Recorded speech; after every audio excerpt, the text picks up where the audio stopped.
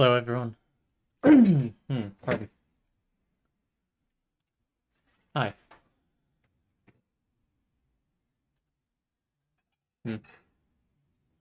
Our hair doesn't stay in place nearly as well since we switched back from gel to a Moroccan oil spray. But it is a lot fluffier because there's not as much heavy product weighing it down.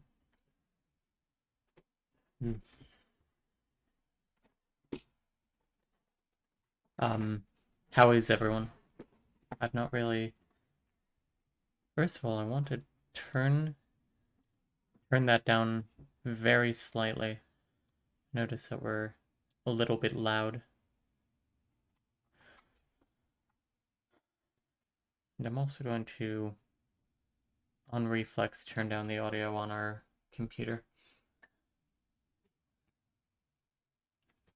Hello to Lunar Rabbits and possibly Bell Tower Collective. It's not clear whether you are actually here or not or what that message was. Oh, sir. Hello, Scribblers. As you turned on. Sorry,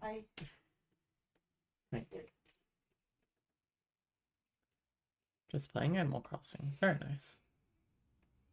Hello to Miss Danger, Angry Doom Kitty, and Hi Wow, who says hi, to which I say wow, and Starscapes. Hello. Alright, I see no reason to delay further. We're going to be playing not for broadcast today. It is an FMV game. I will say that I've been told that it gets into some triggering content.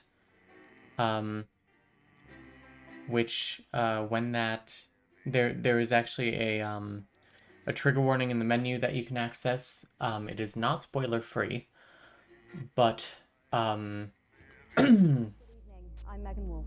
I feel it's a necessary evil here. If I should probably put this on as well. How is the sound? Is the sound too loud? Is the sound too quiet? It looks to be in a fairly good range. I might even turn it down a little bit. But I will give everyone who does not want to be spoiled and is not concerned about triggering content a moment to leave. You have 10 seconds. 10, 9, 8, 7, 6, 5, 4, 3, 2, 1. The content warning is on screen.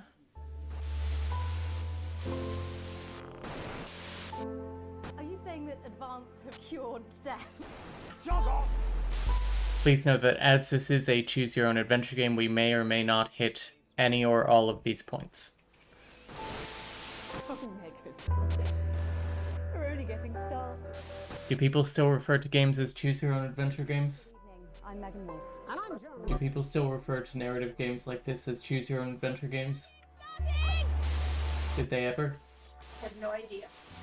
So, prior to, we're going to start the game. Enter game name. We're going to be do the story mode. Oh, wait. Hang on. I think that was a difficulty setting. National Night. I actually wanted things to be a challenge.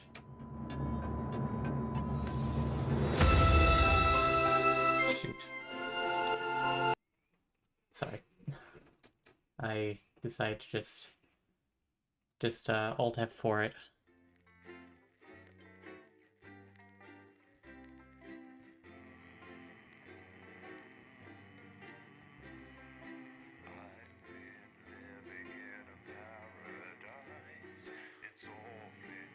The music is rather nice. I'm Megan Wolf. And I'm Jeremy Dawes. Our main headlines tonight. Oh, that's very nice. If the game doesn't close properly, it gives you this message. New game. New game is Audrey. Already exists. Well, that's a very blunt... Alexandrites. Balanced experience. We'll do broadcaster.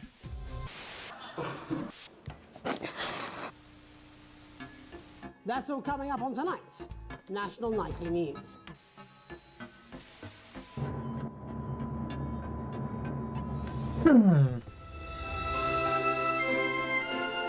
So there are some bits where I will be reading dialogue on screen. I'm unsure whether or not I will attempt a British accent for those, as this does take place in England in, I believe, alternate 1985, but not that 1985.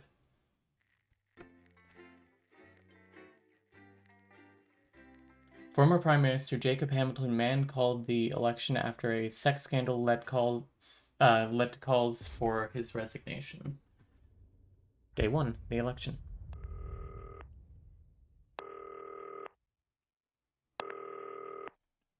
Turn right. Ah. Hello. Hi, David. I have a call for you. I'm just putting it through. All right, mate. Dave here. Listen, I know you've only come in to clean up the place, but I've got a bit caught up, so you're going to have to run the news tonight. Now, don't worry. It's not hard, and I'm going to stay on the phone and help you. Tony. First, I'm going to give you a quick tour of the broadcast room, so if you're not doing it already, look forwards towards all those screens. Right, look up at the top. That coloured bar is your audience. You want to keep the viewers going up and not down. Mm-hmm. Underneath that, you've got the screens. The one on the right is the broadcast screen. That's what the viewers are seeing at home. It's only a couple of seconds behind the master screen there in the middle. That's the one you control. Now, the 4 small screens on the left show the different signals coming from the studio, and you can choose between them using the numbered buttons on the vision mixer at the bottom left.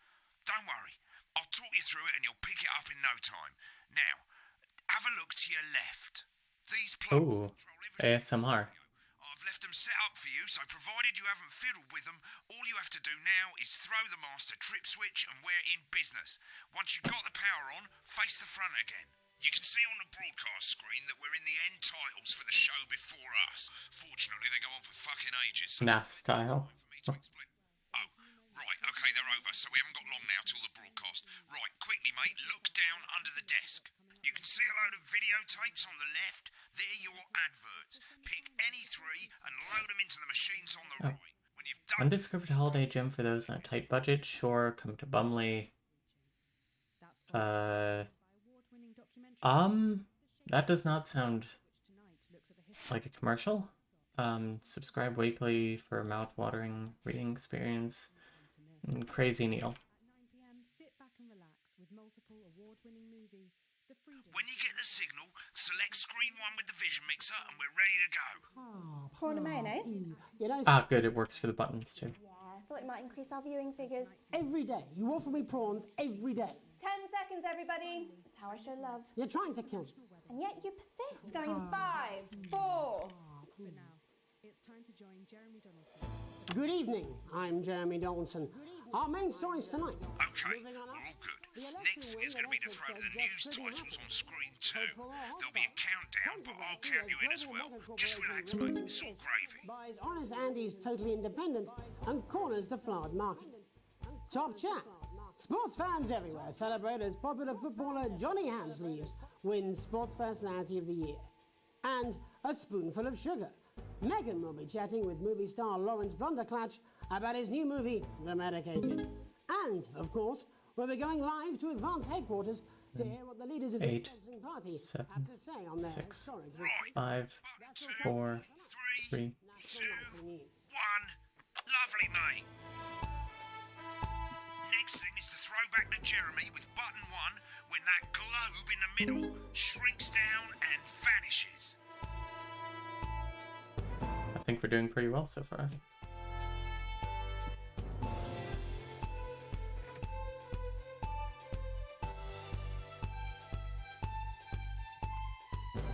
Going in 5. Oh. Here it comes. Switch to screen 1. Now, lovely, mate. But first, the votes are in and it's a decisive win for Advance. We often get a bit of interference around this time, mate. Keep I'm new at this. the machine at the bottom right. Use that slider that's flashing or your scroll wheel to move the wave up and down, keeping the green bit in the white bit. Hurry up, mate, we're losing audience. Little knob or scroll wheel. Deliberately vague. The opposition parties have all conceded defeat to Advance's overwhelming mandate, but have yet to appear publicly. However, former Home Secretary Right, it's Jeffrey going well. All you've got to do now is play the advert at the end of the segment. Make sure you don't play it too early or we'll all get fired. Now the clock at the top is counting you down to the advert. When it reaches 0, press one of the 3 play ad buttons over there at the bottom right. You can only play the first one at the first break and so on, but you can play them in any order you want. That's good. Into it as well, but keep your eye on the clock. to hear the co-leader's acceptance speech. And 3, That's all coming 2, 1, advert. 1 minute back, everybody. Jeremy, I need you to fill after the ads. What? Why? Wanker Snatch is running late. Oh. I thought I'd ask him about the election. Personally, I wouldn't try to confuse it with any big words. That's the same policy we use Well, with we're you. not I sure, thought that but was our hearing little some secret. bubbly on the tape, It's we've all right, got he a doesn't big remember hill and the anything bus I comes tell him. twice daily. I'm deeply uncomfortable with your burgeoning Visit friendship. picturesque Me too. Bombay this summer and experience a holiday that's simply Saint Bumley. It's the first ad break. You're doing great, mate. Yeah, no one noticed that we switched too early. Cam sequence, because you're going to be cutting between multiple cameras to keep things interesting. A lot of it's down to personal taste, but here's 3 good rules of thumb. 1, try and Stay on who's talking. whoever is doing the talking. 2, don't stay on the same shot for too long, 10 seconds at the most. So if you're on the person who's talking, try and throw in the odd reaction shot or pull out to the wide shot for a bit just to keep it interesting. 3, don't stay on reaction shots for too long. A couple of seconds is usually enough. Then the audience want to see who's doing the talking, yeah? Stick to these rules and you'll be fine. It's not as complicated as it sounds. You've seen programs on television, haven't you? Make it look like those. Might as well get screen 1 selected now. No need to wait. He looks like he's throwing some sort of tantrum. planning natural interest. Isn't it time your family... We're coming back from the break. Quiet in the studio. Thank you so much. 10 seconds, everybody. Going in 5, 4, 3. Welcome back to the National Nightly News. Later, we'll be hearing from shock election winners Advance.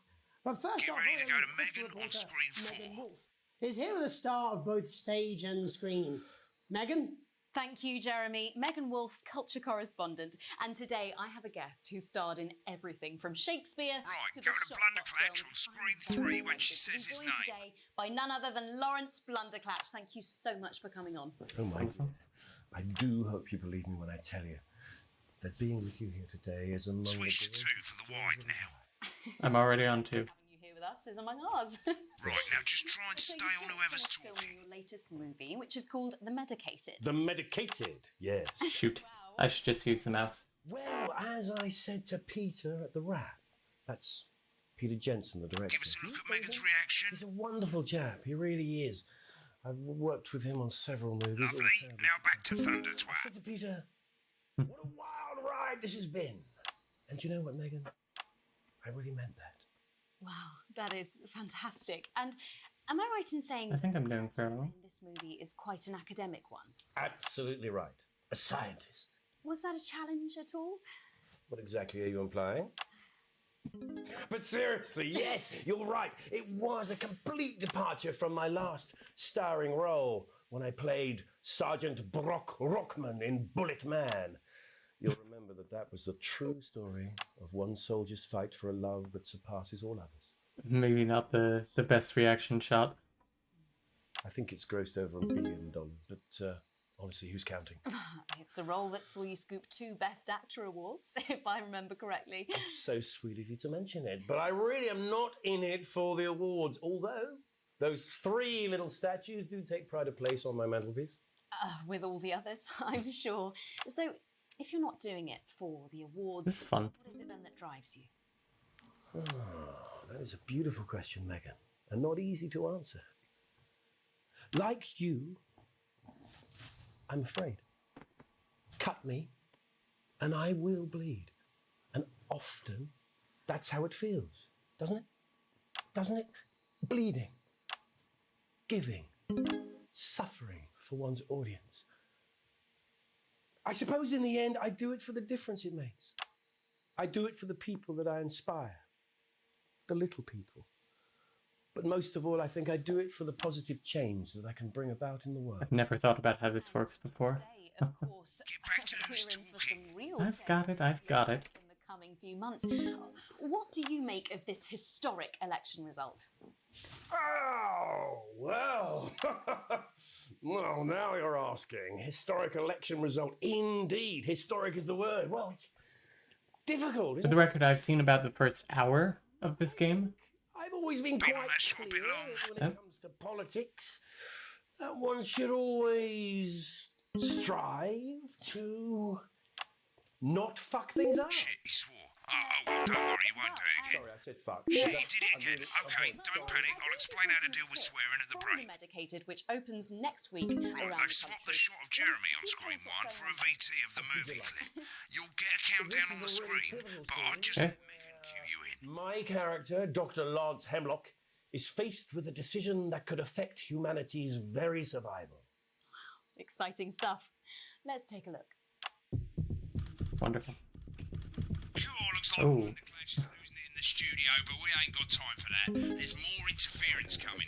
It's a bit trickier this time, mate. Use that little flashing joystick to the left of the knob, or hold down your middle mouse or Alt on your keyboard, and as the frequency changes, match it to the white bit by dragging right. No, mate, drag right. Now we're going to squash the frequency back by dragging left. Nonsense, we mustn't. I need to You must fly. acquaint myself with what the It'll do for now. the controls for the mouse were for that. Little joystick or hold Alt or middle mouse, and this time push upwards. Upwards, mate. Oh, But I didn't listen. there we are. Okay. You need to see this. Right, now let's match it back by going downwards. I've learned. The virus. The sterility. This formula. This is the key. Stop it all. Not bad. You'll get it with practice. We have to ask ourselves. A bit late because we're getting food. Ooh. Play another ad. Remember to use the clock at the top to count you in.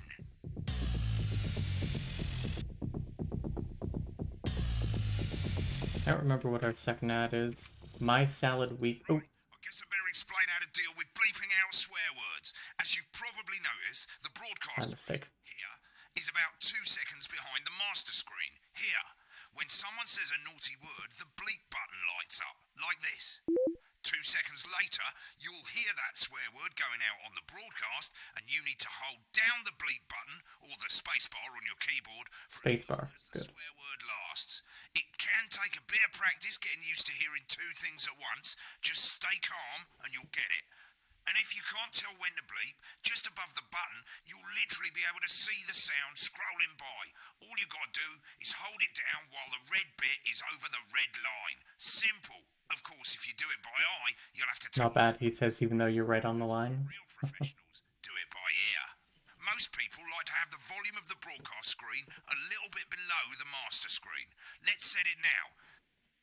As you turn it up, you'll hear the advert getting louder. Good. You're set to start censoring. Like I say, it takes a little practice, but I'll try and help you through it, and soon we'll have you bleeping like a pro. Remember, button lights I'm not going to do that. 1, 2, and hold it down. Remember to select screen 1 now that you've got the feed. Don't wait for the broadcast to go live. Okay, It's too late. You can use the number good button to know. on your keyboard. 1 to 4. Personality running the country. Seriously? We've had worse. 5, 4, 3. Finally caught a stream live. Looks interesting so far. It is interesting, and I'm glad that you are here. Advance headquarters, where the two leaders, Peter Clement and Julia Salisbury, are about to make their acceptance address. Oh shit, he's pissed. Shall I Get start? ready to bleep. Okay, well, thank you all for coming, and, well, where do I start? What a day! They said we couldn't do They it. certainly did. They used every dirty, low-down, lying, southern bastard trick they had against us. But you Nice. You saw right through their shite. I'm sorry about the language there. Sorry about that. I've had a couple of celebratory pints. Makes me coarser than a granny's fanny. Memorably put. Nailed it. But to be honest, who can blame Peter for celebrating? Throughout the campaign, you've heard us say that Advance are not a political party. A party is what you have when things are going well. When the country is suffering, you don't need a party. You need a team. A team that can change things. But today is day one of a new future. A better, fairer future. So perhaps we should all be celebrating. Except for the rich. For them, the party's over. They shouldn't be celebrating. They should be putting their shitting pants on and opening their dusty checkbooks. Again, colourfully put, but not inaccurate. Before we came out here to address the nation, we used our executive powers to pass the Assets and Wealth Act. Working with the tax office, we have produced a definitive list of every person in the country with wealth into the millions. You know the sort. Probably you rather you don't. Because the likes of you and me are not welcome in their gated communities. Tomorrow, we will be introducing a sweeping reform of the tax system in this country. No more hiding wealth offshore, no more trust funds or creative accounting.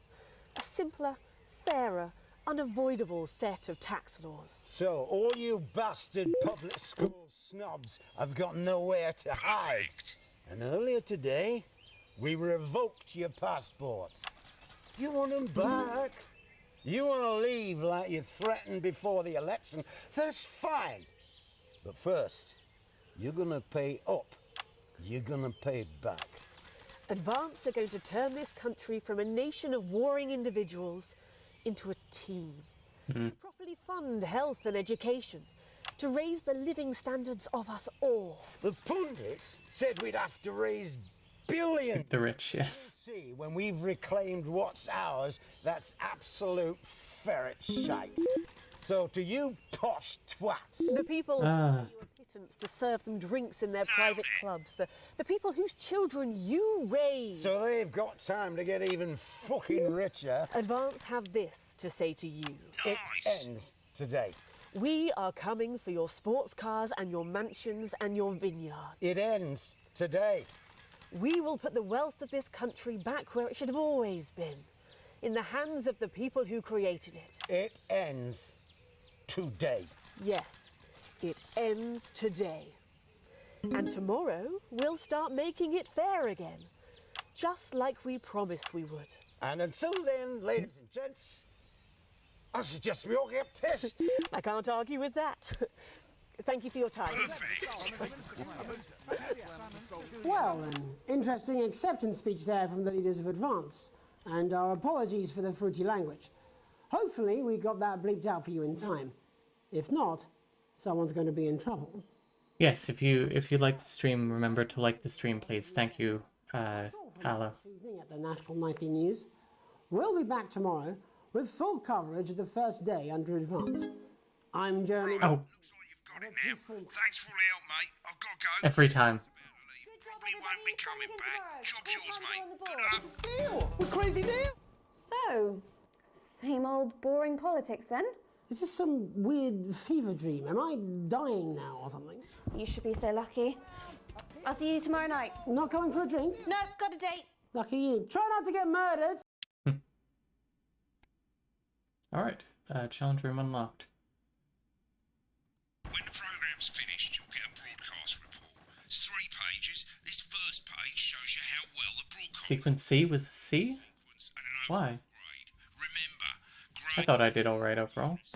and they keep the boss happy. If you want to know more about how it went, select more info. If not, select continue to move to the next page. I want more info. Right, this is an optional section for when you really want to understand Offensive words were centered, interference free, adequately what edited. the audience did. They're a fickle fucking bunch. And of course, you can really drill into the details if you want to get better at making TV. I never came here, never once. You will enjoy the stream, and that is a threat. Right, this is the important page. It tells you how much you're going to get paid and how much wealth you have overall. Our current wealth is broke ass poor. The financial state of our main advertisers. Financial stay looks good. You're a cleaner, for God's sake, so why would you care?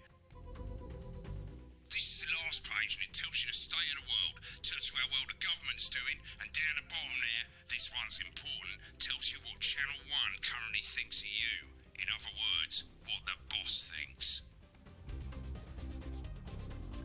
Alright, the world is neutral on the government, on our government, and Channel 1 loves us. Alright mate, welcome to the archive. This is where you can have a quick look back at what you've done and how it looked to the public. There's 3 sections: broadcast, rushes and adverts. Let's start with broadcast. Click on it now.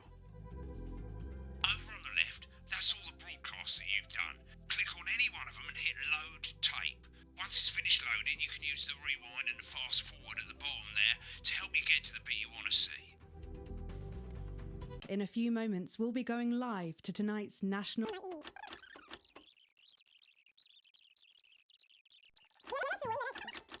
I mean, yep, that's certainly what we did. Right, click on rushes and let's have a look at those. Right, this is the rushes room. It's pretty simple. The 4 screens you can see, they're going to show you the 4 signals you got from the studio during the actual broadcast. Difference is you can mute any combination of them, so you can have a listen to the stuff you weren't allowed to show. Select the broadcast and give it a go, and when you're done listening to the backstage secrets, hit back. Headlines? Prawn and mayonnaise? You know seafood makes me come out in pustules. Yeah, I thought it might increase our viewing figures. Every day. You offer me prawns every day. 10 seconds, everybody.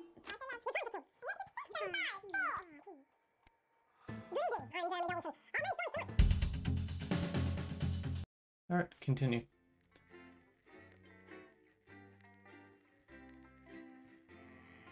Also, I'll talk about this in a moment, but your character and your spouse and a couple of other people have very gender-neutral names and are never referred to with any specific gendered pronoun, which I think is very interesting. You arrive home to find post on the mat being nothing more than the usual junk mail. One letter, however, catches your eye. The team wants to know you. Curiosity gets the better of you and you open it. It's a form from the new advanced government asking for information on all citizens. The first page is filled in already. Your name, Alex Winston. Your spouse, Sam Winston. Your children, Charles Winston, 14, and Susie Winston, 19. Well, you muse. At least I got the basics right. The rest of the questions are left for you to complete. They appear to be mandatory. Question 1. Upon starting a new job, you would be friendly and introduce yourself to your new coworkers, be productive and get to work immediately, ease yourself in and orient yourself with your new workplace, and reminisce with friends about old jobs. I would introduce myself to new coworkers. A colleague in a different department has confided in you that they've been taking home confidential information. Now, a file of minor importance has gone missing. You would recommend that your colleague reports it. An entire department was fired today for consistent underperformance. Your boss has put in place new targets that are significantly higher than the previous ones. You would leave work on time, stay late to ensure you hit your first deadline, leave work early and head to the pub to chat about the changes with colleagues, or leave work early and head home to see your friends, your family. I would leave work on time. Question 4 is the annual company barbecue, and you and your family have been invited. You are looking forward to enjoying a nice day out with your friends and family. Are washing your hair that day. Go if you're free but wouldn't mind missing it. Have been practicing with your coworkers and think you'll win the talent show. I will say I will go for it if I am free, but I would not mind missing it. The generic names being the Alexandrites shared name and a short version of Susan. That is funny. You've had a long, successful career and are now about to retire. In your speech, you list your achievements and all the good memories you have working there. Give an honest review of the pros and cons of the company. Focus on issues and challenges you face while working there, or refuse to attend. Refuse to attend. In your spare time, you like to relax alone, doing things like listening to music or making models, attend political rallies and stand up for what you believe in, encourage and support your children with their hobbies, or play in a local sports team. I will say play in a local sports team. Your ideal holiday getaway would be surrounded by natural beauty, getting away from the strain of the daily grind, exploring somewhere unfamiliar and discovering new experiences and challenges. A structured day out at a theme park bursting with thrills and attractions for you and your family. A romantic getaway with your partner to a tropical island paradise.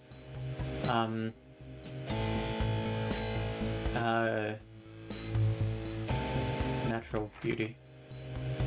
It is most important that the government keeps people safe, free, happy, or equal. Equal. Thank you for your cooperation. Advance knows your time is valuable and we appreciate your help in leading the nation to a brighter future. Sign your name. The contract has been sealed. Audrey is a secret jock. It's late. Sam and the kids have gone to bed. You're just drying up a favorite coffee cup, a worn-out souvenir of your first trip together. The paint's faded, but the goofy face still makes you smile. The knock at the window brings you back to reality. There in the garden, clutching a gaudy neon green suitcase, is Chris, Sam's sibling. As soon as you let them in, they sit at the kitchen table, visibly stressed. Chris takes a deep breath. I'm so sorry for bursting in so late, Alex, Chris stammers. But I need a favor and you're the only one I can ask. No problem, what's going on? Or, are you okay, should I go get Sam? I will say, are you okay, should I go get Sam? No need to worry, Sam. It's you I came to see. I just need 2 minutes. You've heard about the Assets and Wealth Act. I literally work in news, Chris. Chris' fists bang on the table. It's total bullshit. They're taking whatever they want and distributing it as they see fit. No government should have that kind of power. I can't believe they're actually getting away with it. Madness. Which is why I need your help. Why do I get the feeling I'm not going to like this? Chris's eyes seem to be resting comfortably on the floor tiles.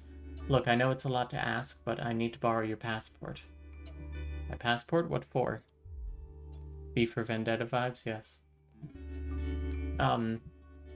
They've taken mine in half the bloody countries, but people will always say you and I look similar, so... Chris is pacing now. I need to leave before it's too late. Once I'm out, me and my money will be safe. But I need to go now before they freeze my accounts.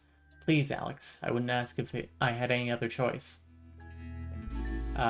Surely there's another way. It can't be that serious. Chris's mouth falls open. You're joking, right? I've always done right by you and Sam. I've treated your children like they were my own. We're family. Does that mean nothing to you? It's against the law. I can't help you with this.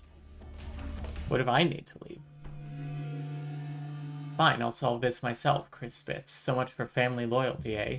Grabbing the nigh-on fluorescent suitcase, Chris disappears into the night. You go back to the dishes, picking up Sam's cup again. The peeling face seems to bore into you. The knot in your stomach tightens. Is this capitalist propaganda? I don't think so explicitly. I mean...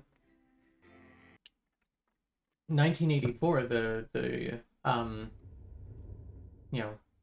fascist government in that, I believe, was called itself a socialist one. Oh. I believe they were INGSOC, the English Socialist Party, something like that.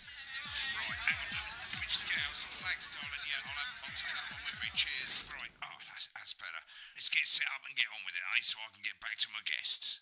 First of all, let's get the power on. You need to get at least the bottom 4 plugs on.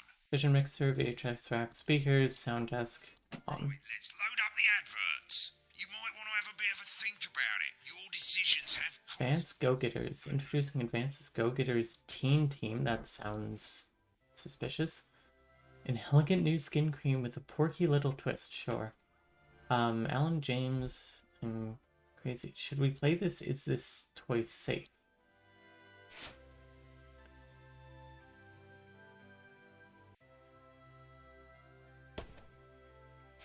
Let's play Alan James, and I would rather not play the Hitler Youth.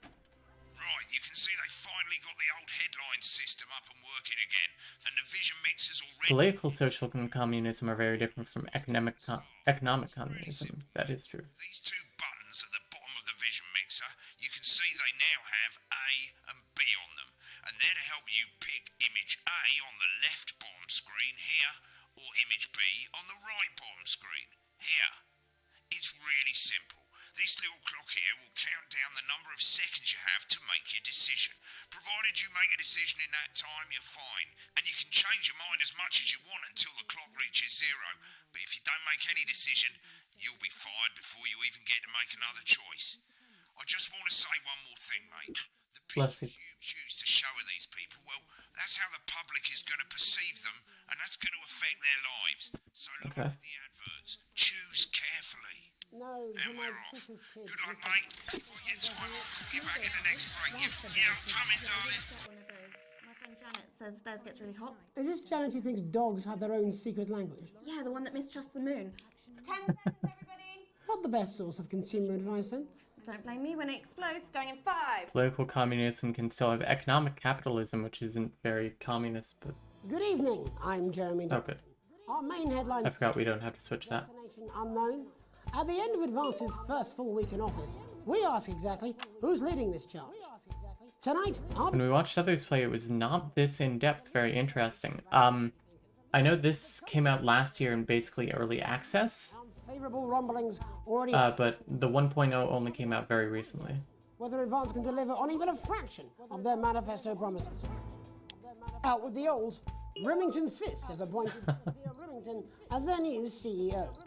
The Sure. photo, taken from our archive, gives us a sense of this influential young firebrand who, at the tender age of 23, becomes the youngest female CEO in history. Sophia Remington has always impressed. She was top of her class at university and graduated with the highest honours, immediately being asked back to lecture. The markets have responded favourably to Sophia's appointment, with stocks rising 30 points in light of the announcement. In her first this afternoon, Sophia announced a children's toy named Mr. Snugglehugs. Sophia promises it'll be all the rage this Christmas, but concerns have been raised about the product's safety. Making a splash. Intrepid scientist Dr. David Wong and marine biologist Ingrid Swarsborgen-Horgensford have today set off to explore Dante's taint. The recently Dante's taint. Unreachable, but thanks to a new breakthrough in underwater flower technology, the pair hope to successfully reach the imposing central cavern and the undiscovered plant species it contains. This is, of course, only the latest in a series of successful expeditions for this unlikely pairing. In a joint statement about the dangers their team might face, the pair stated, "We'll face the plentiful challenges together, like we always have." I forgot that I could turn that off. Rumours abound as sporting legend Johnny Hamsleeves is snapped leaving Bush, one of the capital's hottest clubs. The footballer was caught while out celebrating. There's no reason to show this. Of the year last week, as reported. I think this isn't fantastic. Johnny is seen here with socialite and performance artiste Tiffany Lamore, whose recent show Snatched Inside My Snatch has kept her firmly in the public eye. Could romance be You're allowed to say that on television? I don't have to bleep that. Griever's bodily charm? With Advance promising a radical new position on crime, how afraid should we actually be? I'll be going live around the country to talk with people who've seen the criminal justice system from every perspective. With more and more powers passing to the police and less oversight, are we using an Advance-shaped sledgehammer to crack a nut? All that and Megan Wolf with a group of actors already experiencing the positive side. Title sequence on 3, firsthand. They'll be talking 6, 5, 4, 3, 2, 1, go. Oh, interference.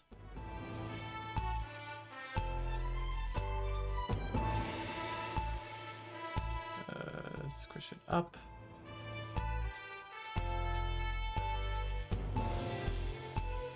There we are.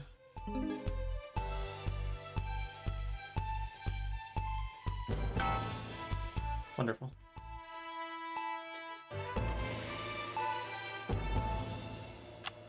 In the wake of the government's swift enactment of the Assets and Wealth, we're talking about Advance's first week in office and what the new future holds. Joining me are Katie Brightman, a leading economist, and That thing seemed insulting. Alan James is right. Which thing? The Free Man's Guide to Waking Up. Alan, the government certainly haven't dragged their heels on delivering some of the legislation they promised. But what does the Wealth Act mean for us? Nothing, Jeremy. We're still vassal slaves, we're just in prettier cages. A confident dismissal there. Katie Brightman, do you agree? I'm afraid I don't, no. I think that Advance have realised that the current economic system of unlimited, unending growth is untenable, so they're changing things up. There I agree with you. They're moving to the next steps in the grand plan. Grand plan, Alan? It's all in my book. Alan James is right, Jeremy. We're to become the great herd, ignorant, sterile and short-lived. That's what they want. Or perhaps Advance have just realised that if we carry on the way we are, we will destroy ourselves and this planet in a mad orgy of consumption, if you'll excuse the colourful metaphor. Yes, orgy is the right word. Only it'll be the overlords having an orgy on our poor broken backs. It's all in my book. Alan James... Oh, the use of snatch in that context? Katie, how do you think the rest of the world will respond to this new approach? I think they're watching carefully. Advance are the most disruptive threat that the world powers have faced since the last Great War. Yes, Katie's right. War is inevitable. Thank you, but that isn't And this will not be a war like we've ever seen before. We're talking millions of deaths. We're talking high-tech weapons that can level entire cities. We're talking... Out of the wrong orifices? Mock me all you like, Jeremy, but when they murder your parents and they poison your food and they take you away to their camps for hypno-brainwashing, who will be laughing then? That might be a great way to sell books, Alan, but you know full well that isn't going to happen in a democracy. Democracy is dead. Yes, Advance are radical, and change is always frightening, but the truth is that the Wealth and Assets Act has made more than 90% of the population wealthier and is on target to produce a permanent... Just bleep out everything Alan says indiscriminately. What this young lady doesn't understand, Jeremy, is that these are the same people. Maybe they've rebranded, but it's all a little circus act to keep us from seeing the tyrant behind the curtain. That's where you're wrong, Alan. For a start, they've mobilised the youth vote like we've never seen before. You say mobilise, I call it grooming. The grooming of an entire generation to walk happily into eternal bondage. They're like psychic paedophiles. But based on the facts, Katie, what are your predictions? The Assets and Wealth Act is only the first step. Advance now have a historic budgetary surplus, and as well as properly funding our public services, they're already funneling unprecedented amounts into scientific research and the arts. Or, as I call them in my book, Frankenscience and opiates. Like opiates, see? Can we get back to the issue at hand, please, Alan? This is the issue. It's all coming from the water. The chemical... I think I'm killing this. Pumping it full of belief juice. Don't get me wrong. I want to see these changes, but only if they're sustainable. If Advance lose their power after spending half of our GDP on dismantling infrastructure, that could be catastrophic. You did those swaps so good. Thank you. They're succeeding. They've got us sat here talking about their puppet show. All right, we're running out of time. Quickly, Alan, what does the future look like to you? A bleak space where we've all been figuratively sodomized into submission. No, of course. Katie? We might be on the eve of a brave new world. God knows we need some change, but we need to be cautious. Let's walk forwards with our eyes open. Two very different visions of the future there. Alan James, Katie Brightman, thank you for joining me. When we come back... All right, we have 8, 7, before Megan meets 6, some beneficiaries of 5, Assets and Wealth Act. 4, That's all coming 3, up tonight 2, on the National 1. News. Perfect. 1 minute back. Is this guy QAnon? Some good. I hope so too, Jeremy. How much are you being paid by them then? Shut the fuck up, Alan. I've never heard so much shit in my God. Well, we'll see who's full of shit, won't we? Alan, I can explain it to you, but unfortunately, I can't understand it for you. Pulls the dihydrogen monoxide right Well, I don't know what you meant. Hydrogen monoxide is H2O.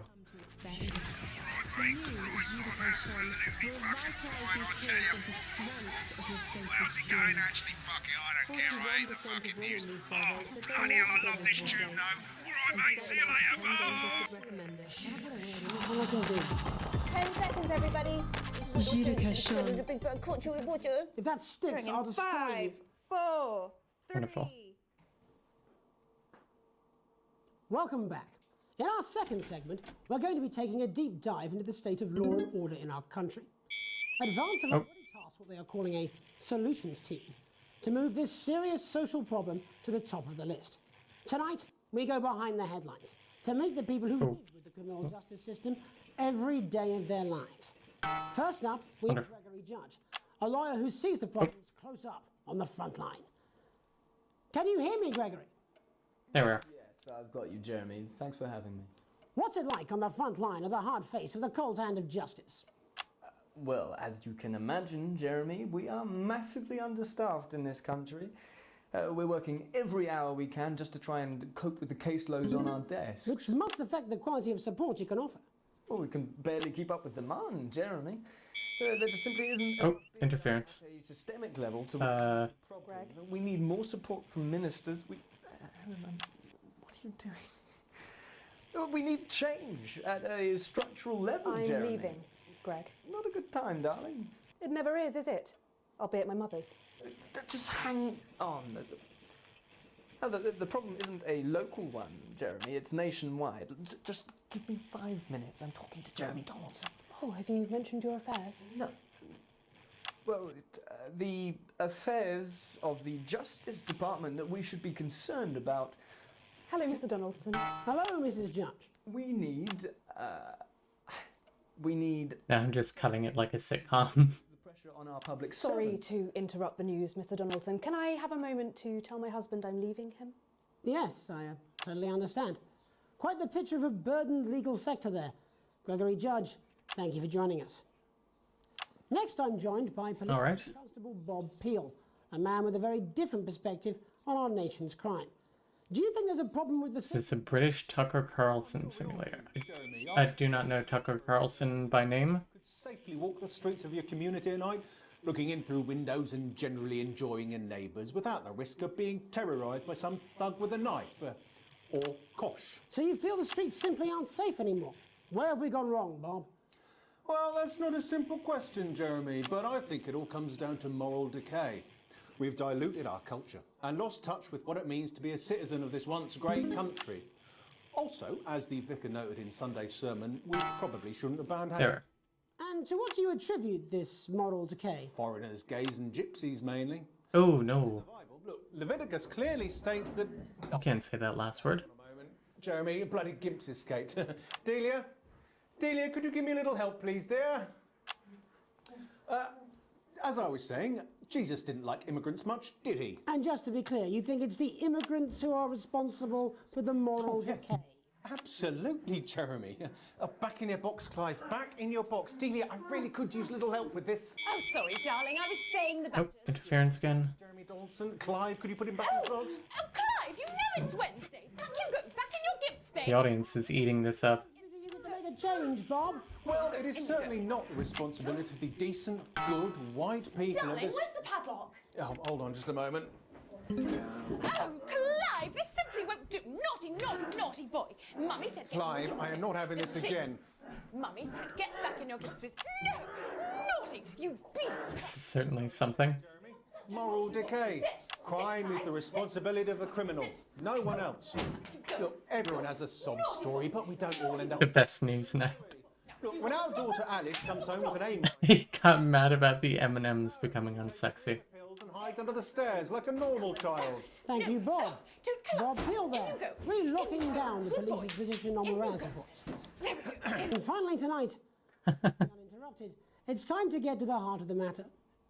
Tony Dawson has recently been released from prison after serving 3 years for aggravated assault, burglary and menacing a swan. He's agreed to talk to us today, which is also, I believe, his birthday. Many happy returns, Tony. Am I face blind or does Tony look a lot like Alan James? No, I'm not going to be doing that. Can you tell us what it's like in prison, Tony? Titwank Tony. Hey! Prison's a mixed bag. Structure's quite nice, but it's a constant battle against institutionalisation, as you can imagine. And obviously, titwanks are quite hard to come by. I'm picking up that you're not alone there, Tony. Titwank Tony. Hey! Yeah, sorry, my Tony. Surprise party. Good bunch of lads. Okay, well, we're trying to let you get back to that party as soon as possible. First, let me ask you this. Do you feel that your time spent in prison helped to rehabilitate you in any way, Tony? Titwank Tony. Way! I don't think it's as easy as that, Jez. This looks like a lot of fun. It is fun. Asking when that doing it. simplification. It sounds like it's getting quite busy there, Tony, but let's try and soldier on. Since leaving custody, have you been able to find a new job? Yeah, all the boys are here. There's Big Chris. I don't know, I'm also face blind. That is true. This one's, yeah? Yep. 1 sec, love. Titwank Tony's on the news. Rehabilitation's difficult with the current system, Jez. It's just not set up for it, you know? It's inherently unjust. Open! So, do you feel tempted to... I'm sorry, who's this now? Open! You are joking. Chrissy Freebottom's only got Mr. Fancy, oh. Oh no. Not now, fellas. I'm on the news.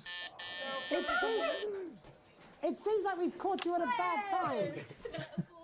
Oh, I can't really hear you, mate. It's getting a bit busy here. Jesus. Yes, we seem to be losing the signal No there, Tony. fucking way. Let's believe that. Well, we're just trying to get that signal back. I think we... Yes, Tony? Tony, I mean, we're literally away for 2 seconds. Can you hear me? Well, we seem to have lost our train of thought there a little. Well, Hopefully you... almost time for an ad. have managed to clean I'm up Vampire Chris. serious and complex issues around law and order. After the break, Megan will be live with some plucky... They don't look too similar. Tony's just further away from the camera. That makes sense. After these messages. Perfect. 1 minute back, everybody. What is this ad that I put in? Oh, it's Alan. Quite drunk. It's been a great night. In this next section, there's a bit of music.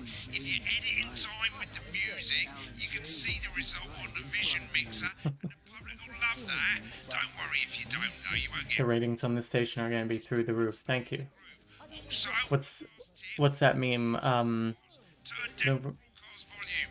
Right, enjoy the music bit. God, I love music. Oh, I'm so the ratings on this station are astronomical. Facts out of your face the following Wednesday. Alan James. Alan James has such energy to him. Check local press for dates and times. Welcome's Black. I'm Megan Wolf. And on tonight's Culture Spot, I'll be chatting with one of the first beneficiaries of the Assets and Wealth Act, a team of inspiring young people from Scritchford Sixth Form College who today received a grant from Advance to take their play, Hey, Friendship, on a tour of local secondary schools. Welcome to you all. Well, let's start with you two, Harriet and Charlotte Winstanley-Hamilton. Girls, you must be thrilled. We are, Megan. We're overwhelmed, to be honest. And I believe you two are sisters, is that right? Yes, Charlotte's my oldest. I'm the older, more popular one. Only joking. Harriet and Trey were really the ones who came up with the whole idea. So, Harry and I were shooting the breeze in the cafeteria, and I said, hey, let's actually do something. So I went to look for a drama teacher. But she'd been laid off due to budget cuts. Fortunately, I directed a pantomime when I was at university, so I knew the ropes, as it were. Right, yes, but you're the maths teacher, aren't you? Yes, that's me, Jeff Algebra, maths teacher. Jeff Algebra. Oh, thanks, Steve. Maths is really important. Yeah, thanks, Steve. As is theatre. It's one of the oldest art forms in history. Aristotle believed. I just think that when we travel around all these problem schools and the poor kids see us, they say, hey, I really want to be like those attractive kids. And that's a very beautiful and powerful thing. We touch our audiences and they touch us right back. I suppose with a surname like Algebra, there was really only one choice of career for me. My wife, Angela, and I, we often laugh about it. Angela Algebra. Yes. We just want to bring a bit of song and joy into people's lives. And teach people about the difficult issues. Actually doing something sounds like a lot of effort, yes. And I think you're going to be showing us an extract from this play, aren't you?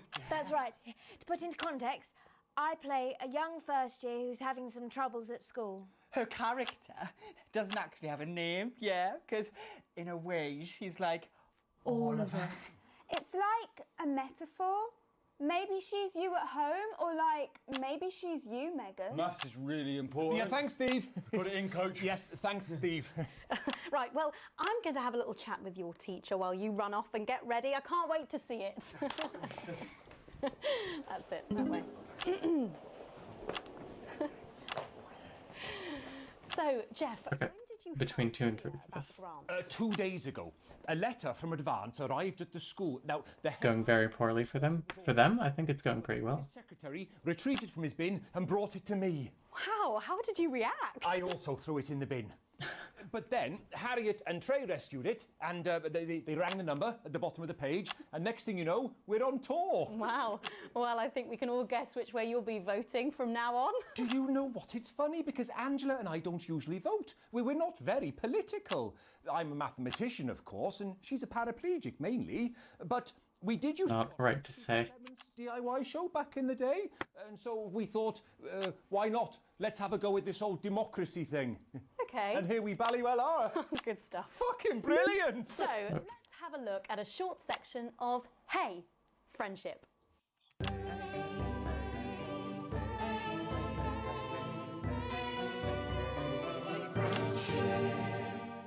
Dear Diary, I'm not sure I can take another day at this school. Another day of tears. Tears. Another day of fears. But still I walk the corridors alone. Alone. Dreading what might be around every corner. What's around the corner? What's around the corner? What's around the corner? Oh, hi Gary. Oh heavens no! It's Gary the Fist! Gary the Fist! Going somewhere, little first year? Great. I've been looking for some poor victim to bully all morning. But will this make me feel better about my violent father? Violent father. Excuse me, I'm late for maths. It's my favourite subject. And so important. Maths is for losers. What? Maths is for losers. My arm's stuck, coach. Keep going, for fuck's sake! Right. Maths is for losers. Now, give me your lunch money. Double lunch for me today, but why am I only truly happy when I'm eating? Not today, Gary the Fist. What do you mean not today? Who are you? Oh, my arm's free, coach. Brilliant, keep going. Right, who are you to stand up to me? I'm Gary the Fist, and you're just a sad little girl with two gay dads who's all alone. That's where you're wrong, Gary the Fist. These are my two new friends. Vanessa is captain of the netball team. Yeah. And Blake owns a motorbike. Yeah. But I can't fight all three of you, and I don't have any friends of my own. Should have gone to a wide shot there.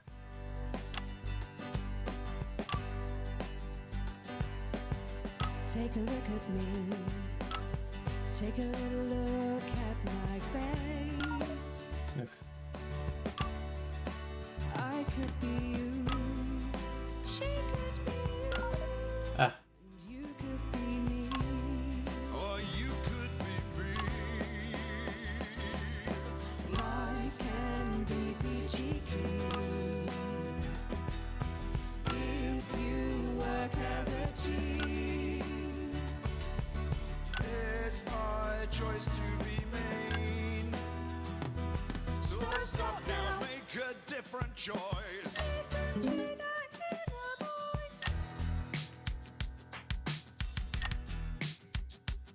Hey, listen up, I won't take no crap. Who said middle class girls can't rap? I ain't afraid of your cruel lads. I'm a mother-loving rebel, but I still love maths.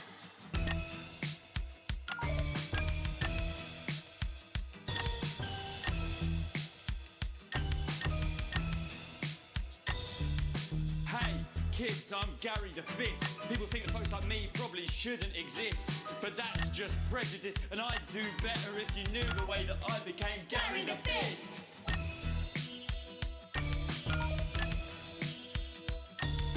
I grew up on a council estate.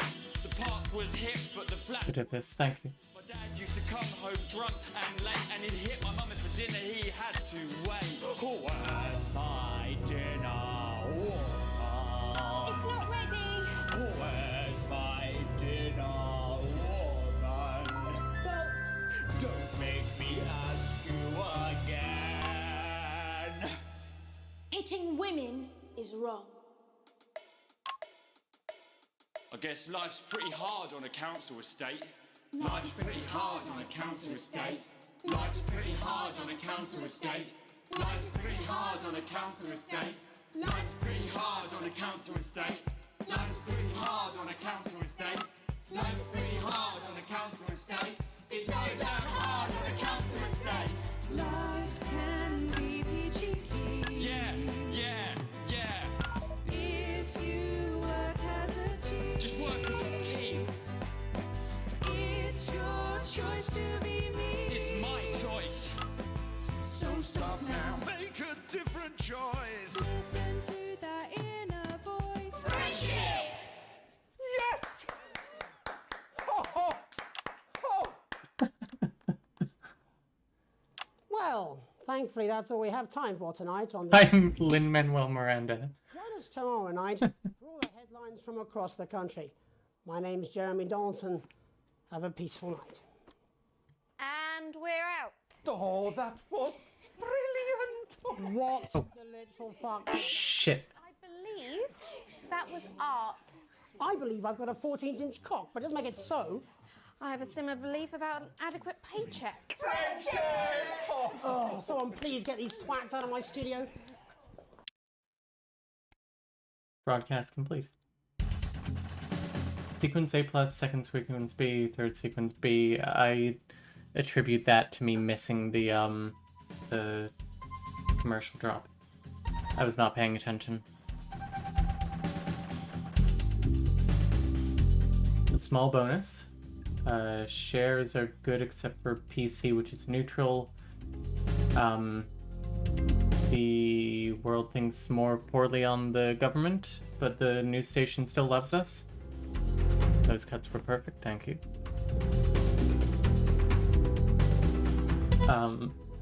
Okay, let's continue.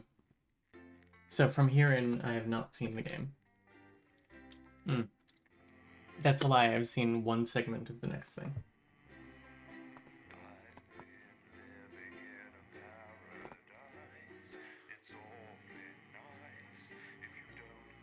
Even your avatar here is gender neutral. Not race neutral though, I would say. I was too entranced by the rap, yes. You arrive home after another long shift to find a note waiting for you on the countertop. You recognize Sam's hurried scrawl. Chris has been evicted for not paying rent. You know that where this is headed. Sam's going to pick up Chris's stuff from the street. Don't wait up. Underlined twice. So this is your fault now, is it? You sulkily press play on the cheap horror film you were going to watch together. It used to absolutely terrify you as a kid, but now it always makes the two of you laugh. It's not the same without Sam, but you still chuckle it to yourself occasionally. Just as you get to the good bit, the part where Candy decides to investigate alone, your 14-year-old son interrupts.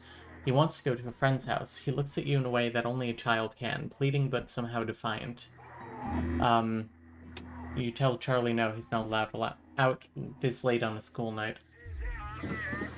Charlie's voice gets louder and louder as he sees you're not going to change your mind. You pretend that it's for my own good, but really you just want to be left alone. I fucking hate you. He hesitates. He knows he's gone too far, but in his rage he can't bring himself to back down. Before you can open your mouth, he storms up the stairs and slams his door. I'll say you check in on your son before you head to bed. Forgive the lack of race neutrality because no self-respecting person of color is doing British television featuring those four trying to rap. Perhaps. You knock on Charlie's door, and when there's no answer, you quietly open it. Your son is under the duvet, sulking. He's determinedly facing the wall, but once it's clear you're not leaving until he talks to you, he sighs and turns to face you. He needs to learn to control his temper. He begrudgingly apologizes for his outbursts, and both of you sleep much easier having cleared the air. That was nice. That was good parenting.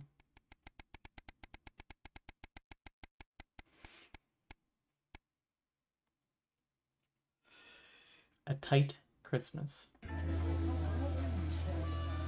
You can't help but crack a smile as you look around the table. The snow has settled on the grass outside. The kids are pulling a cracker while your elderly mother tries to keep her eyes open. You did always have a soft spot for Christmas. You're sitting at the head of the table now, your dad's place. It's been a tense afternoon, everyone can feel it. It's the first time since you've it's the first time you've seen Chris since you refused to part with your passport. It's a big change for Sam. The two siblings used to be inseparable. Christmas is usually such a nice time of year. The clatter of cutlery is all that can be heard as Chris stares pointedly at you. Are you having a nice Christmas, Grandma? Your mother stares vacantly at you, confused. She comes back to herself with a start of recognition. Yes, thank you, Alex. It's lovely, she murmurs. It's been happening more and more lately. The clatter of cutlery is all that can be heard as Chris stares pointedly at you. You make a toast. You stand and raise your glass. Merry Christmas, everyone. I'm glad we're all here. There are murmurs of quote-unquote cheers and much clinking of glasses. Chris doesn't move. Yeah, we're all here, no thanks to you. Chris, sighs Sam. Come on now, it's Christmas. Can't we put that behind us? I wasn't talking to you. What did you say, comes the hissed response? Oh, Chris stands drunkenly. What did you say, comes the hissed response? Enough, both of you, Sam insists. Sorry, did I stutter? Chris launches himself at you across the table, upsetting a meager plate of potatoes that smashes to the hard floor. You're taken aback as Chris' fist swings and catches you in the temple. Your mother shrieks as blood bursts from above your eye. You scramble towards Chris before Sam screams, enough! Everyone freezes. You haven't heard Sam's raised voice for a very long time, and it seems to have worked. The room is now... the room is still now and silent, but for your panting and the whimpering of your poor mother. Without another word, Chris stalks from the room. Your children can't bring themselves to look at you as you sit back down at the head of the table. Merry fucking Christmas. You look up to see Charlie nudging his sister. What about your holiday? Weren't you going to ask for... Susie interrupts him. It doesn't matter. Clearly no one cares what we want. And with the clatter of plates, she's gone, leaving you with a silent son and a traumatized mother. Merry fucking Christmas, yet again. I'm getting a lot of achievements right now.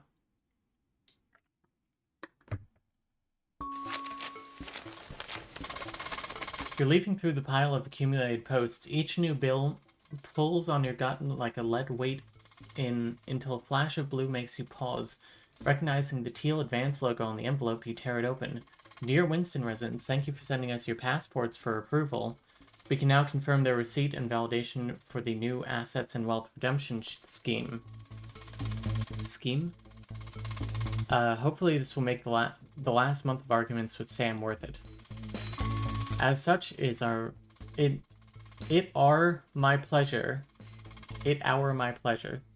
to enclose a check which we hope you will see as a symbol not only of our gratitude to you, but of our unwavering commitment to creating a society free of inequality. The throbbing of your fresh, speed-induced paper cut is the only reason you can believe you're awake. A check, and a sizable one at that. Chris was right, advance are really distributing the wealth. We will continue to strive for the betterment of this nation and its people. Forwards together, Julia Salisbury and Peter Clement. The weight of your financial burdens lessens slightly. It's bliss.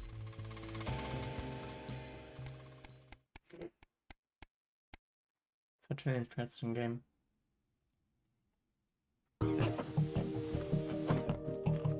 Why does the zip on this damn case never close? It's your anniversary. Every year you and Sam go away for the weekend, usually camping. You're not made of money. You've been looking forward to it for ages, finally getting some alone time together where you can forget about the noise of life. No kids, no work, just a bit of romance and some peace and quiet. The zip finally gives up the battle as you drag the bulging suitcase down the stairs. The answering machine is blinking on the hall table. Good evening, Alex. This is Mr. Bozeman. I'm calling to inform you that you will be required to work this weekend. Your heart sinks.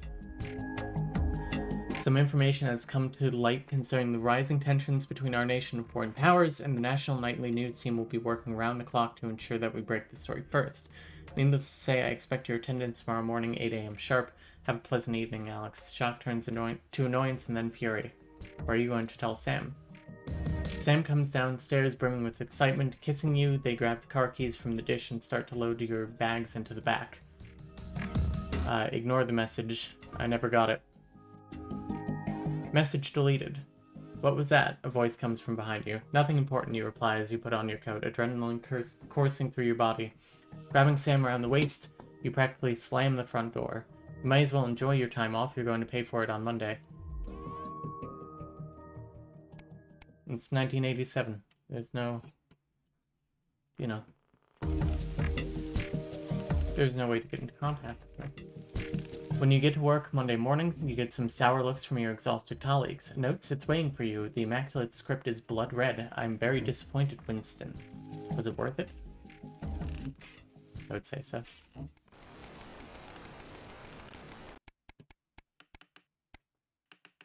Day 98. Permission slip. Your son Charlie hovers at your elbow as you read. Do you find yourself striving to achieve? Are you an active member of the team? Do you like reaping the benefits of cooperation? Join the advanced go-getters today. Forwards together. This doesn't sound like the youth club he told you about. Charlie grabs the flyer from you and thrusts the form into your hands. So I can walk there straight from school and Ben's sister can drop us home after. So you won't even have to do anything.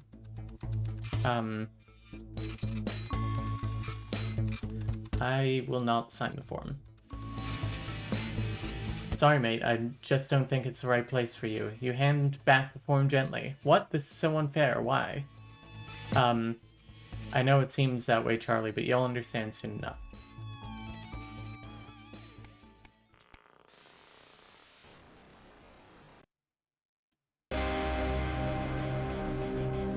Alan James is right in front of you. Some guys at work gave them to me. They can't go. Sam stands in front of you, brandishing 2 tickets. You see the title in bold letters. Alan James is right in front of you. I'm really unsure. What do you think? Shall we go? Free tickets are free tickets. He's a character and it will be hilarious if nothing else. The show is entertaining, but much less funny than you thought. He's a powerful public speaker and something about it sticks in your mind. Laying in bed that night, wide awake long after Sam's breathing turns heavy, it hits you. It was the crowd. Not laughing, but roaring. I've unlocked an achievement middle of the road. It's one of your rare evenings in, and strangely Charlie still isn't back from school. You knock on his bedroom door to see if he snuck upstairs without you noticing. No answer. Pushing the door open, you find a letter on his bed. Dear Charles, thank you for returning your parental permission form. Sam Winston has given permission for you to join the positive and proactive team that is the Advanced Go-Getters. We look forward to you attending your first meeting. You'll be out and getting them in no time. Unbelievable. I assume it was scheduled time off. Can't blame you for not showing up.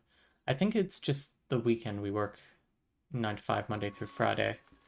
But still.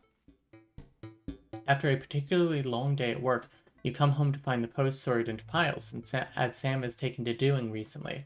Most of it is the usual rubbish, but a letter with the increasingly familiar Advanced logo, and urgent, respond immediately plastered on the front in correspondingly urgent red font grabs your attention. Best to get it over with. Dear Winston residents, this Slayer is to inform you that the Advanced government has taken another step forward in our fight for equality. By nationalizing the largest private corporations and redistributing their resources among the citizens of this great country, the Partnership Bonds program ensures the wealth created by the people is delivered to the people. You don't remember this being in the manifesto. Every household will become a partner in one of the 3 carefully selected institutions chosen by Advance for consistent high performance and financial security. Please note, all returns are based on public opinion and cannot be guaranteed. Please select one of the following. EOB, Eye of Beholder Incorporated. Whether it's cosmetics, clothing, or couture, we see the beauty in all of our customers. Neil's Deals Limited, it's always a steal from Crazy Neil. Or Pleasure Corp, our business is your pleasure, from sport to travel to even just some you time, capital Y, capital T. You can't say pleasure without leisure. Let's do Pleasure Corp. Thank you for making your selection. Please return this form using the envelope provided. You'll receive a report from your partnerships in 3 to 6 working months. Seems even Advance can't defeat the quagmire of governmental bureaucracy. If future of this nation is in partnership. Boards together. Julia Salisbury and Peter Clement. Just how much influence could you have?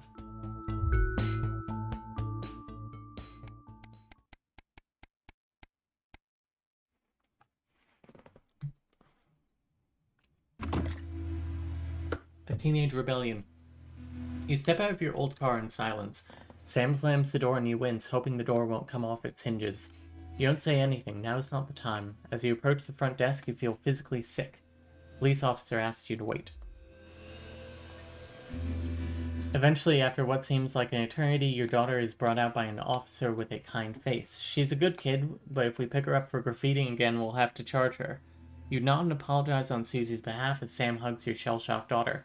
As you shake her hand, the officer lowers her voice. Keep her away from that boy, I think she'll be fine. It's gotta be crazy, Neil, I'm sorry to disappoint. In the car, you attempt to broach the subject, but Susie refuses to say a word. After a while, you give up your questions about who this boy might be and just drive. Hours later, you stare at the ceiling, worrying. The stillness in the bedroom is the only sign that Sam is also wide awake. Who is Susie hanging out with? Why is she acting out? Neither of you are going to sleep tonight. Was it just me, or was your sibling acting like an ass? Yes. Yes, they were. There's no reason to throw a punch over Christmas dinner. Usually. Susan, no. I'm afraid that she's become a rebellious teen. I'm sure she had a good reason, perhaps. The Tempest. Oh. Good evening, Alex. It's Bozeman here, your boss. Bozeman. While you're powering up and getting the adverts loaded, I thought I should just tell you that we've had one of those public information films from the government, and it's mandatory that you play it. Still have a free choice for the other two, so read those tape labels carefully, but make sure you play the advance advert, preferably at the second break. Right, that's the lot. Have a great show. Total pimp. My God, that weather looks nice. Crazy Neil. Jus de cochon. How's it going with Steve? I'm definitely going to That check my prostate. No. Sorry, are you saying he chose his imaginary friend in the sky over you? I don't know why I talked to you. You're probably just a really awful date. 10 seconds, everybody. Like I said, all of you. Did your personality accidentally slip out? Pricks. Going in 5, 4, 3. Might be her. Good evening. Damn it. I'm Jeremy Donaldson. And I'm Megan Wolf. Our main stories tonight. Uncooperative. A mysterious symbol has appeared overnight on thousands of buildings throughout the capital. Tonight, in an exclusive live interview with Prime Ministers Julia Salisbury and Peter Clement. Dual Prime Ministers? Mysterious symbol might mean. After 3 months Wonderful. of record-breaking approval ratings, could this be the daring first move of a silent resistance movement? And what would that mean as we go into the future? We shall overcome. Trapped in Dante's taint for more than a month now, doctors Ingrid Svorsborg and Horgensvoord and David Wong announced today that they're considering 2 possible options. With 2 of the finest minds in science working together, hopes are still high for the eventual return of the team to dry land. Without enough engineers to successfully fix their craft, the team seem likely to attempt to farm the cavern's ecosystem while they wait for rescue from above ground. I think I'll stick to risotto, Jeremy. I will as well. Bloodbath avoided. As the last Mr. Snugglehogs is found and destroyed, we ask, how could we have been so blind? Fortunately, this station wisely chose not to advertise Mr. Snugglehugs, and the subsequent disappointing sales turned out to be a miracle, as only 7 children were horribly injured by the lethal toy. How much worse could it have been? Thankfully, we'll never know. Julia Salisbury, who mobilised numerous government resources to recall the product immediately after the first blindings, said today that the new advance mark, which must be earned by all new products, would be a 100% ironclad guarantee of safety and quality. Table for 2. Oh, that's the Prime Minister. I didn't even realize. Were spotted having a private moment out at lunch today. The popular couple have certainly been on a roller coaster since they started dating late last year, and this image is sure to place them firmly back in the tabloids. Johnny's secretive hospital visits have had the rumour mill churning. I think it's safe to say that they're not looking at his school report. Is this once celebrated role model about to become the bad? Why do they keep switching the cameras back and forth? In an attempt to put the Mr. Snugglehugs disaster behind them, Rimington's Fist CEO Sophia Rimington today announced a brand new product that already has the markets buzzing with interest. This groundbreaking product came as quite a shock when it was revealed earlier today, though its critics are skeptical that the young CEO can fulfill her promises. Described as a breakthrough far ahead of its time, the male contraceptive pill is heralding a sexual revolution. Its fans are celebrating the fact that men can finally take equal responsibility for... Only 7 children got killed. I will tell you that I know the alternate path if you do play the commercial, and thousands of children die if you show it. Final. You won't want to miss a second of tonight's 2, 1. There we are. Oh, interference.